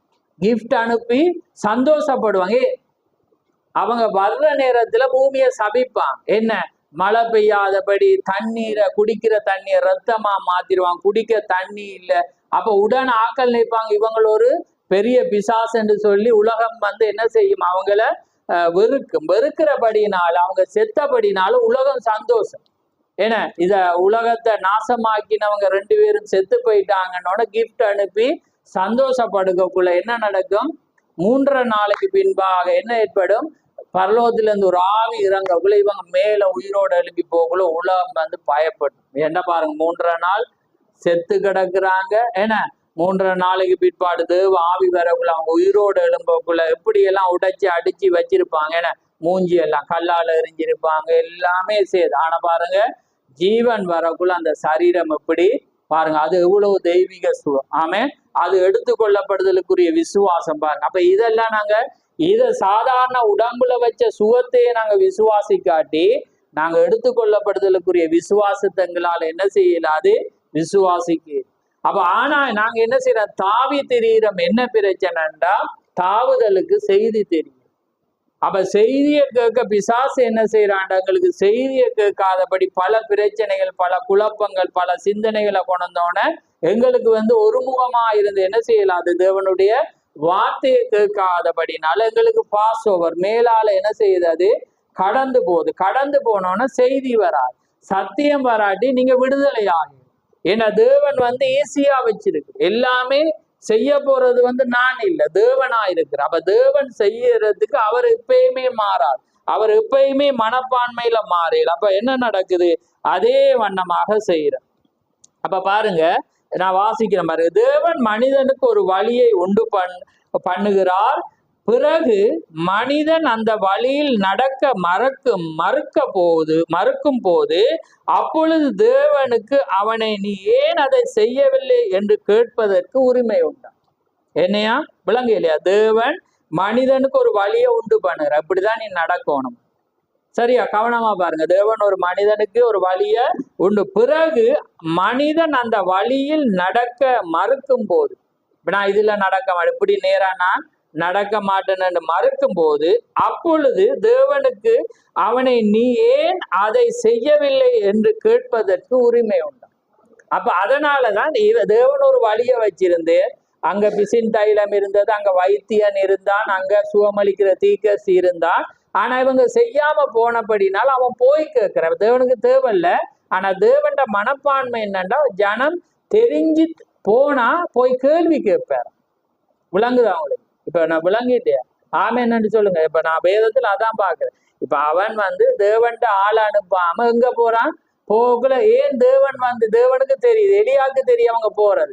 தேவன் சொல்ற இப்ப இந்த வழியா இந்த இடத்துல போறாங்க, நீ முன்னுக்கு போய் நேர்முகமா போய் சந்திச்சு இந்த வசனத்தை சொல்லன்னு தேவன் அனுப்பு. சொல்லாம இருந்திருக்கலாம் தானே தேவனுக்கு. அப்ப தேவன் மனப்பான்மை என்பது இதுல நீங்க காணும். அப்ப ஒரு மனிதன் புலவிடக்குள்ள அவன் வழியில போய் நீ ஏன் செஞ்சான்னு கேட்க தேவனுக்கு உரிமை இருக்கு. ஏன்னா சத்தியம் இப்படி இருக்கக்குள்ள அவன் அதை செய்யாம போறபடினால நீ ஏன் அதுக்கு போனான். அதை தான் அவர் முன்பு செய்தார், அதை தான் இப்பொழுதும் செய்து கொண்டிருக்கு. அப்ப அதனாலதான் நான் உங்களுக்கு சொல்றேன், நீங்க தவறு விட்டோன்னதான் செய்தி வருது. ஆகல் நினைக்கிறது தவறு விட்டோன்னதான் என்ன இவர் எங்களுக்கு தான் அடிக்கிறார். அப்படியே தவறு விட்டோன்னதான் என்ன வரும், செய்தி வர. ஏன்னா நீ ஏன் இதை செய்யல, இங்க தேவன் இல்லைண்டா நீ செய்யல, அல்லது இங்க சுகமளிக்கிறவர் இல்லைண்டா செய்யல, அல்லது இங்க ஒரு ஊழியக்காரன் இல்லைண்டா நீ செய்ய. ஏன்னா எல்லாரும் இருக்கிறான், சுகப்படுத்துற ஊழியக்காரன் இல்லை. யாரு நாங்க உங்களோட இருதய மனப்பான்மையும் தேவனுடைய மனப்பான்மை. நீங்க போனா அதான் நாங்க ஆரம்பத்திலே பார்த்தோம், தேவன் சுகமளிக்க அவர் நீங்க பெறணும்ன்றதை விரும்புகிறார். ஏனென்றா அதுக்காக தான் அவர் அடிக்கப்பட்டார். ஏன்னா அவர் யாரு, அவர் சுகமளிக்கிறார். அப்ப உங்களுக்கு சுகமளிக்கிறவர் அவர் அண்டா நீங்க அவர்கிட்ட போகும். அப்ப அந்த வழியில வராட்டி தேவன் போய் அதை கேட்போம், அது ஏன் நீ இந்த வழியில வரைய பாருங்க, கேட்பார். ஏன் அதை தான் அவர் இப்பொழுது செய்த, அதை தான் அவர் நியாயத்தீர்ப்பு நாளிலும் கேட்பார். ஏன் என்ன என்று அவர் கேட்பார். ஏன் பாருங்க, இப்பொழுது நம்முடைய வேத வாசிப்பின் ஆகாப மரணத்து உடனடியாக துவங்கினது. பாருங்க, அவன் எல்லைக்கோடு நான் அதை சொன்னான். பாருங்க அடுத்தது பாருங்க, தங்களுடைய ஜீவியத்தை அர்ப்பணித்து தேவனுக்கென்று ஜீவிப்பது சரி என்று அறிந்த மனிதர்கள், ஆவியினால் நிறைந்தவர்கள், வேதாகமத்தின் போதனைகளை பின்பற்ற வேண்டும் என்று அறிந்திருப்பவர்கள், ஆனால் அதற்காக நின்று அதை செய்ய வேண்டும் என்கிற தைரியம் இல்லாமல் இருப்பவர்கள், சோதோமில் இருந்தது போல திரும்பமாக அதே போன்ற ஒரு சூழ்நிலையில் இருப்பதாக இது எனக்கு நினைவுபடுத்துகிறது. அதாவது அவங்களுக்கு செய்ய தெரியும், செய்யணும் என்று போதனை கற்றுக்கொண்டிருக்கிறது. ஆனா அப்படி ஒரு சந்தர்ப்பம் வரக்குள்ள அதுக்காக அவங்களுக்கு நிக்க தைரியம் இல்லை. சோதோமின் பாவங்கள் லோத்தின் நீதியுள்ள ஆத்துமாவை நாள்தோறும் என்ன செஞ்சிச்சாம், வாதித்தது என்று வேதம் கூறுகிறது. அந்த மனிதனுடைய ஆத்துமா எவ்வளவு நீதி உள்ளதாக அமைந்திருந்தும் அவன் அந்த தேசத்தின் பாவங்களை நோக்கி பார்த்தான். எது தவறு என்பதை அவன் அறிந்திருந்தான், அவர்கள் தவறு செய்து கொண்டிருந்தன என்பதையும் அவன் அறிந்திருந்தான். இருந்தும் கூட எது சரி என்று அறிந்திருந்தானோ அதற்காக அவன் உறுதியாக தைரியம் இல்லாதவனாயிருந்தான். அவனுக்கு தெரியும் இருதயத்துல ஜனங்கள் செய்யற பாவம் எல்லாம் புலன்னு தெரியுது, அவனுக்கு கவலைப்படுது. ஆனா அதுக்கு நிக்க தைரியம் இல்லை. என்ன இல்லை? தைரியம் இல்லை. அதே போலதான் உங்களோட காரியத்துல நீங்க மற்றவங்க புலவுறாங்கன்னு தெரியும், ஆனா அதுக்காக நிக்க உங்களுக்கு தைரியம் இல்லைன்னா நீங்க யாரு? லோத்து. நான் யாரு? லோத்து. அதான வேதம் சொல்லுது. லோத்து வந்து யாருக்கு அடையாளம்? வெதுவே. அவனுக்கு தெரியுது புல், அவன் நீதிமான், அவன் செய்யல. ஆனா அந்த பாவத்தை அவனுக்கு வந்து கவலை வருது, ஏன் இவங்க இப்படி இருக்கிறாங்க என்ன. ஆனா அதை சொல்ல பயப்படுறான். அப்ப அதைதான் நாங்க பாக்குறோம் பாருங்க. சோதோமின் பாவங்களை நோக்கி பார்த்தான், எது தவறு என்பதை அறிந்திருந்தான், அவர்கள் தவறு செய்து கொண்டிருந்த என்பதையும் அவன் அறிந்திருந்தான். இருந்தும் கூட எது சரி என்று அறிந்திருந்தானோ அதற்காக நிற்க தைரியம் இல்லாதவனாய். அப்ப அதே போலதான் உங்களுக்கு புலன்னு தெரிஞ்சு அதுக்கு தைரியம் இல்லாம எதிர்த்து நிக்க இல்லாம இருப்பீங்கண்டா நீங்களும் வந்து யாரா இருக்கிறீங்க? லோத்துவா இருக்கிறீங்க. ரைட், டைம் போயிட்டு அன்னைக்கு அத மனப்பான்மையை வாசிச்சுட்டு முடிக்கும். ரைட், 73வது பந்தியில பாருங்க, 63ஆம் செய்தி இது. தேவன் மக்களிடம் இருந்து எவ்வளவாக தம்முடைய முகத்தை திருப்பி இருந்தாலும் சரி, அச்சூழ்நிலையில் நீ எந்த விதமான ஒரு மனப்பான்மையை நீ கொண்டிருக்க போகிறாய் என்பதை காண்பதற்காகவே சில சமயங்களில் அவ்விதமாக அவர் செய்கிறார். அவருக்கு தெரியும் அவர் முகத்தை திருப்பிட்டு இருக்கிறார், ஆனா இந்த டைம்ல நீங்க என்ன மனப்பான்மை? தேவன்ட வாரீங்களா அல்லது தேவன் கணக்கெடுக்காம இருக்கிறார் அப்ப இவற்றை போனா கிடைக்காதுன்னு போறீங்களா அல்லது தேவன்கிட்ட தான் வர்றீங்களான்னு பார்க்கதானா அவர் என்ன செய்யறாரா? அந்த மனப்பான்மையில இருக்கிற. அப்ப அதே போலதான் தேவன்ட பிள்ளைகளும் எப்படி குணம் இருக்கும்? அப்பா போலதான் பிள்ளைக்கு இருக்கும் என்ன. அப்ப அதே போலதான் என்ன செய்வாங்க? ஊழியக்காரன் என்ன செய்வாங்க? இப்படி ஒரு காரியம் நடந்து கொண்டிருக்குது, அவங்களுக்கு ஒரு கட்டம் இருக்குது, ஆனா அவனும் என்ன செய்வான்? பார்த்துட்டு தெரியாத மாதிரி இருப்பான். அப்ப ஜனங்கள் பார்ப்பாங்க, இப்படி ஒரு காரியம் இருக்குள்ள இவர் வந்து கேட்கறதும் இல்லை. ஏனென்றா அந்த நேரத்துல அந்த ஜனங்களுடைய மனப்பான். அப்ப அவங்க வந்து சரி அவர் அப்படி இருந்தாலே நான் இப்படிதான் போகணுமெண்டு அவங்க வழிய கட்டாயமா வந்து எனக்கு வருத்தம், எனக்கு வந்து இப்படி ஒன்று இருக்கு, எனக்கு இதுக்காக ஜெபிங்கன்னு சொல்ற மனப்பான்மையை தேவன் என்ன செய்யறாரா? பார்க்க. புரியுதா உங்களுக்கு? செய்தி விளங்குதானே? நான் வடிவா வாசிக்கிறேன் பாரு. தேவன் மக்களிடம் இருந்து எவ்வளவாக தம்முடைய முகத்தை திருப்பி இருந்தாலும் சரி, அச்சூழலில் நீ எந்த விதமான ஒரு மனப்பான்மையை நீ கொண்டிருக்க போகிறாய் என்பதை காண்பதற்காகவே சில சமயங்களில் அவ்விதமாக அவர் செய்கிறார். ஊழியக்காரன் அப்படி செய்யக்கூட ஊழியக்காரன் தேவன் என்று சொல்றேன்னு சிந்திக்க கூடாது. தேவன்ட வார்த்தை என்ன சொல்லுது? நீ வியாதிப்பட்ட என்ன செய்யணும்? நீ போகதான் சொல்ற. அதை தான் நான் சொல்றேன்னா அதுக்காக தான் தேவன் அப்படி. அதே போல தேவன்ட பிள்ளைகளும் என்ன செய்வாங்க? வழிய போய் இதெல்லாம் செய்யலுமான்னு சொல்லுங்க. வழிய போய் இது உங்களுக்கு தேவையா, வாங்க வாங்க என்ன பூசி நம்ம ஜெபிப்போம் என்ன வாங்கன்னு கூப்பிடலுமான்னு சொல்லுங்க. இது வந்து எந்த மனப்பான்மா? இந்த ஒன்றை மட்டும் சிந்திங்க. நான் அது அடுத்த போயால நாங்க பார்ப்போம். காரியமானது எந்த வற்புறுத்தல எதுவுமே இல்லை. சுகம் வந்து உங்களுக்கு தேவனுக்கு உரிய. அத வடிவ ஆணித்தரம் அதை நான் அதை வாசிச்சு காட்ட. சுகம் அளிக்கிறவர் வந்து தேவன். உங்களோட மனப்பான்மையோட உறுதி தான் அங்க சுகமாக்க போய். சரியா?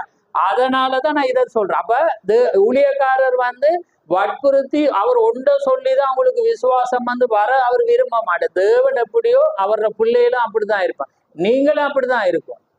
உங்களோட பிள்ளையா இருக்கலாம், உங்களோட உறவா இருக்கலாம், உங்களோட அம்மாவா இருக்க, அவங்களும் வந்து தேவன்ட சமூகத்துக்கு போய் ஜெபிக்கணுமென்ற எண்ணம் இல்லாட்டி நீங்களும் தெரியாம தான் இருக்கும். விளங்குதான்? ஏன்னா அவர் சுகமளிக்கிறவர் என்றது அவனுக்கு தெரியும். தெரியாதவனுக்கு நீங்க சொல்லும். இப்ப நாகமானுக்கு அந்த சிறுப்பன் சொல்ற, ஏன்னா அவனுக்கு தெரியாது. அப்ப அவனுக்கு சொல்றா, இப்படி இஸ்ரவேல்ல ஒரு தீர்க்கதரிசிக்கா நீ அங்க போனா வந்து கிடைக்குமென்று அவள் சொல்றா. அது வந்து பிரைட் மனவாட்டிக்கு அடையாளம் அவள் சொல்றா. தெரிஞ்சு இந்த சபையிலே வளர்க்கப்பட்டு சத்தியத்தை அறிஞ்சவனுக்கு நீங்க சொல்லலாம். சொல்லிதான் அவனுக்கு விசுவாசம் வந்து அவன் நீங்க சொன்னதுக்காக வருவான்.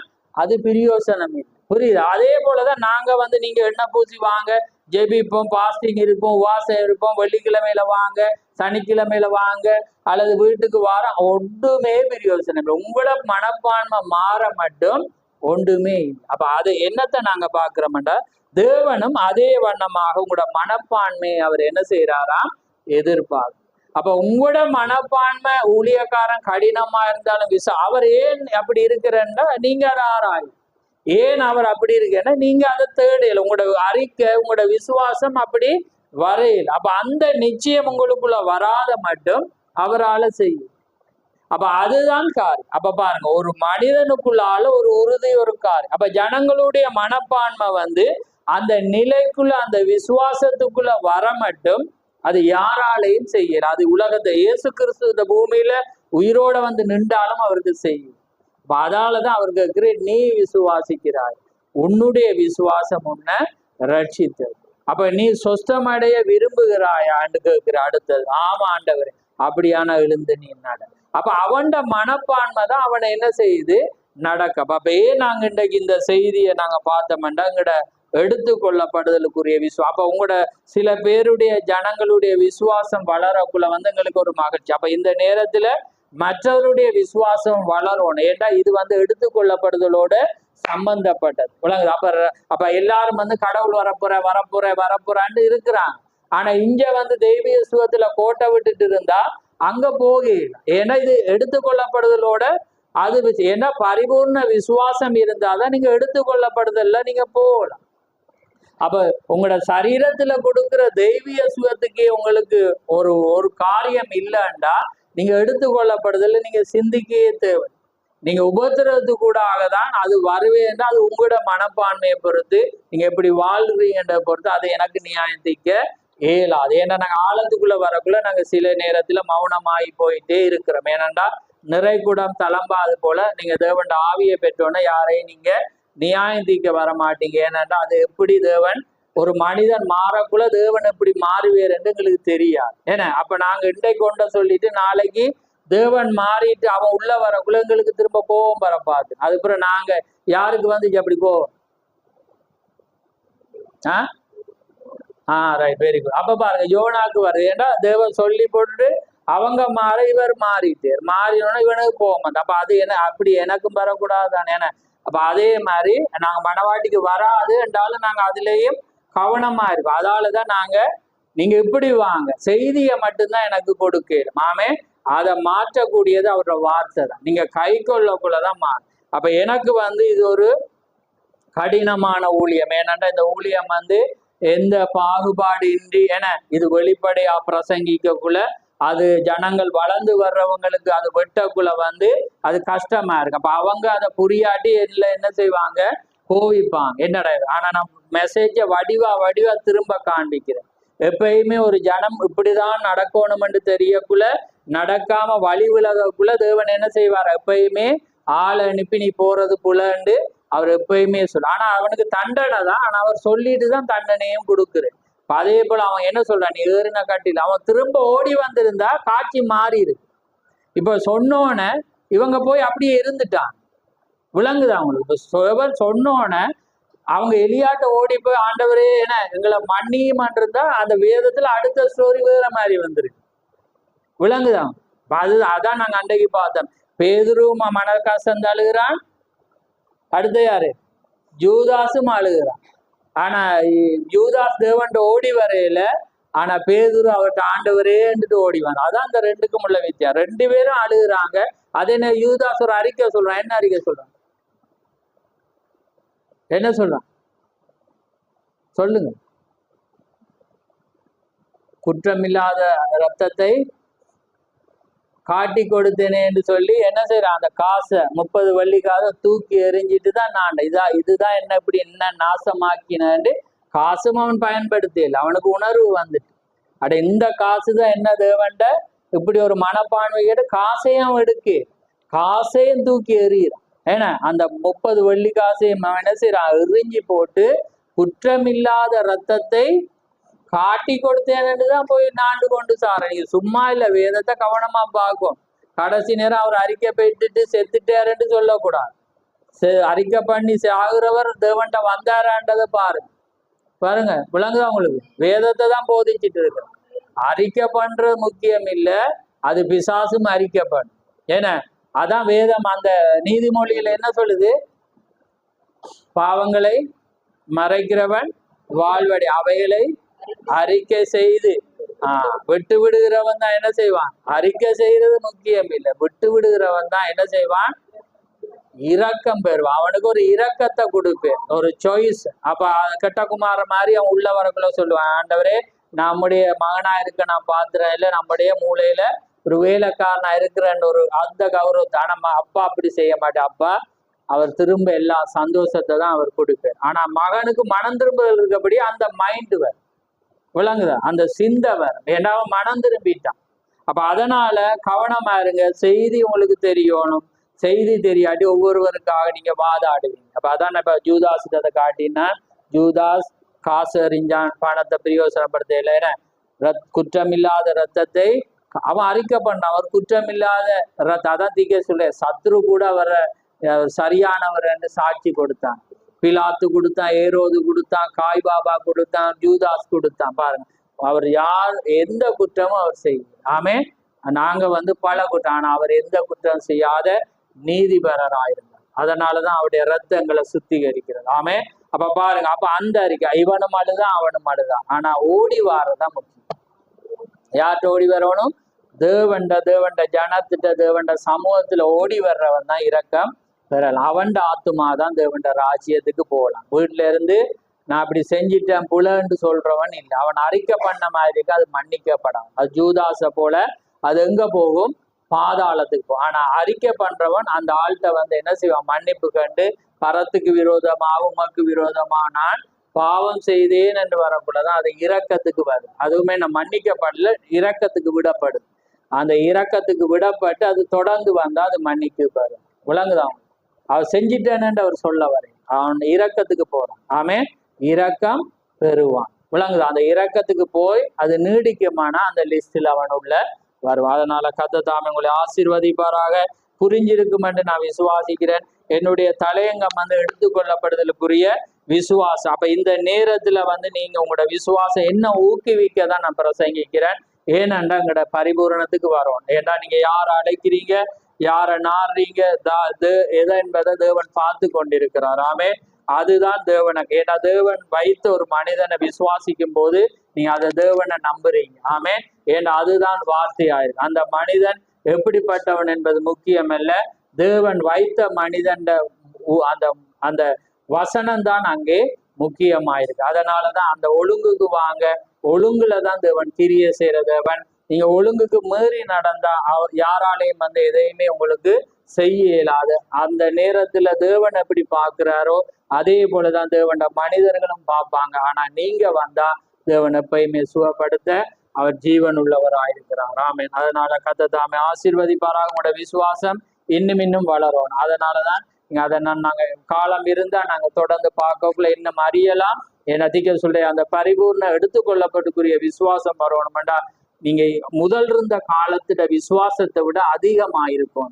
ஏன்னா அதுதான் பரிபூர்ணத்துக்கு. ஏண்டா ஒரு அவங்களுக்கு அதை கண்டு இல்லை, ஆபிரகாம் அதை நோக்கி பார்த்தா கிடைக்கல. ஆனா நாங்க அந்த காலத்துல பாடுறோம். ஏண்டா இந்த உலகமே பார்க்கத்தக்கதா வியக்கத்தக்கதான ஒரு எடுத்துக்கொள்ளப்படுதல்ல நாங்க போக போறோம். ஏன்னா இயற்கையை தாண்டி தேவன் அதிசயங்களை எங்க மத்தியில இருந்து செய்ய போறாமே.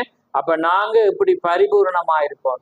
பரிபூர்ணமா இருந்தாதான் தேவன் எங்களை கொண்டு எல்லாமே செய்ய முடியும். ஆமே, வானத்தை அடிக்கணுமா, மழையை பெய்யணுமா, பூமியை சபிக்கணுமா, எதுவா இருந்தாலும் தேவன் எங்களை கொண்டு அவர் செய்வார். ஏண்டா தேவன் அந்த அதிகாரத்தை எங்களுக்கு அவர் தந்திருக்கு. அது நாங்கள் அல்ல, தேவன் எங்க மத்தியில இருந்து அவர் செய்யறார். அதனால கர்த்தர் தாமே உங்களை ஆசீர்வதிப்பார். நாங்க யாவரும் எழுந்திருப்போம். நன்றி கர்த்தாவே, மது சோதரம் சோதரம் ஆண்டவரே, சர்வலவரே, கொடான கொடி சோதரம் அப்பா பிதாவே, மது சோதரம் சோதரம் சோதரம். மகா பேசமுள்ள பிதாவே, இந்த மகத்துவமான இந்த நேரத்துக்காக உமக்கு சோதரம். ஆம் கர்த்தாவே, இந்த மகத்துவமான நேரத்திலே ஆம் தகப்பனே எடுத்துக்கொள்ளப்படுறதுக்குரிய அந்த விசுவாசத்தை நம்ம அழகாக ஒரு காரியத்துக்கூடாக நாங்கள் பார்த்தோம். ஏனென்றால் தீர்க்கதரிசி சொல்லும் போது ஆண்டவரே, தெய்வீக சுகத்தை விசுவாசிக்காத மனிதன் எடுத்துக்கொள்ளப்படுதலுக்குள்ளே பிரவேசிக்க முடியாது என்று கர்த்தாவே உம்முடைய தூதன் அங்கே எங்களுக்கு கட்டளை கொடுத்ததை நாங்கள் பார்க்கிறோம். ஏனென்றால் ஆண்டவரே, அந்த எடுத்துக்கொள்ளப்படுவதற்குரிய அந்த விசுவாசிக்கிற மனிதன் உம்முடைய தெய்வீக சுகத்தை அவன் விசுவாசிக்கிற மனிதனாக இருக்க வேண்டும். ஆம் கர்த்தாவே, இந்த நாளிலே நாங்கள் ஆண்டவரே ஒரு அழகான ஒரு பாடத்தை கொண்டு ஆண்டவரே அது எங்களுடைய விசுவாசத்துக்கும் எடுத்துக்கொள்ளப்படுதலுக்கும் உரிய அந்த காரியத்தோடு நாங்கள் ஒப்பிட்டு எங்களோட விசுவாசத்தை நாங்கள் வளர பண்ண நீர் இந்த நேரம் மட்டும் எங்களோடு பேசின கிருபைக்காக உமக்கு சோத்திரம். இந்த அருமையான நேரத்தை உம்முடைய கரத்திலே தாழ்த்துறோம். கேட்ட செவிகளை ஆசீர்வதியும், இனிமேல் கேட்க போற செவிகளே நீர் ஆசீர்வதியும். ஆண்டவரே இது உம்முடைய வார்த்தை ஆண்டவரே என்பதை நாங்கள் அறிந்திருக்கிறோம். நிச்சயமாய் அதை ஆண்டவரை நிரூபிக்க, அதை உறுதிப்படுத்த பரிசுத்த ஆவியானவர் மாத்திரம் முடியும் என்று நாங்கள் அறிந்திருக்கிறோம். அதனாலே நீரே நல்ல போதகராயிருந்து ஒவ்வொரு ஜனங்கள் மத்தியிலும் வார்த்தையை சுட்டி காட்டி கத்தாவே அந்த வார்த்தையை விசுவாசிக்கவும் ஆண்டவரை அதிலே அவர்கள் நடக்கவும் நீர் கிருபை செய்யும். ஒவ்வொருவரை ஆசீர்வதியும், இந்த வேளை ஆசீர்வதியும். மீதியாய் நடக்கிற யாவிலும் உம்முடைய பரிசுத்த நாமம் மகிமைப்படட்டும். யாவை உம்முடைய கரத்திலே தாழ்த்தி இயேசு கிறிஸ்துவின் நாமத்தில் கேட்கிறோம். ஆமென், ஆமென். பரமண்டலத்தில் இருக்கிற எங்கள் பிதாவே, உம்முடைய நாமம் பரிசுத்தப்படுவதாக, உம்முடைய ராஜ்யம் வருவதாக, உம்முடைய சித்தம் பரலோகத்திலே செய்யப்படுவது போல பூலோகத்திலும் செய்யப்படுவதாக. எங்களுக்கு வேண்டிய ஆகாரத்தை என்று எங்களுக்கு தாரும். எங்கள் கடனாளிகளை நாங்கள் மன்னிக்கிறது போல எங்கள் கடன்களையும் எங்களுக்கு மன்னியும். எங்களை சோதனைக்குட்படாமல் தீமையிலிருந்து ரட்சித்துக் கொள்ளும். ராஜ்யமும் வல்லமையும் மகிமையும் என்றென்றைக்கும் உம்முடையவைகளே. ஆமென், ஆமென். என் ஆத்துமாவே கர்த்தரை சோத்ரி, என் முழு உள்ளமே அவருடைய பரிசுநாமத்தை சோத்ரி. என் ஆத்துமாவே கர்த்தரை சோத்ரி, அவர் செய்த சகல உபகாரங்களையும் மறவாதே. ஆமென், ஆமென். கர்த்தர் தாமே உங்கள் ஒவ்வொருவரையும் ஆசீர்வதிப்பார்.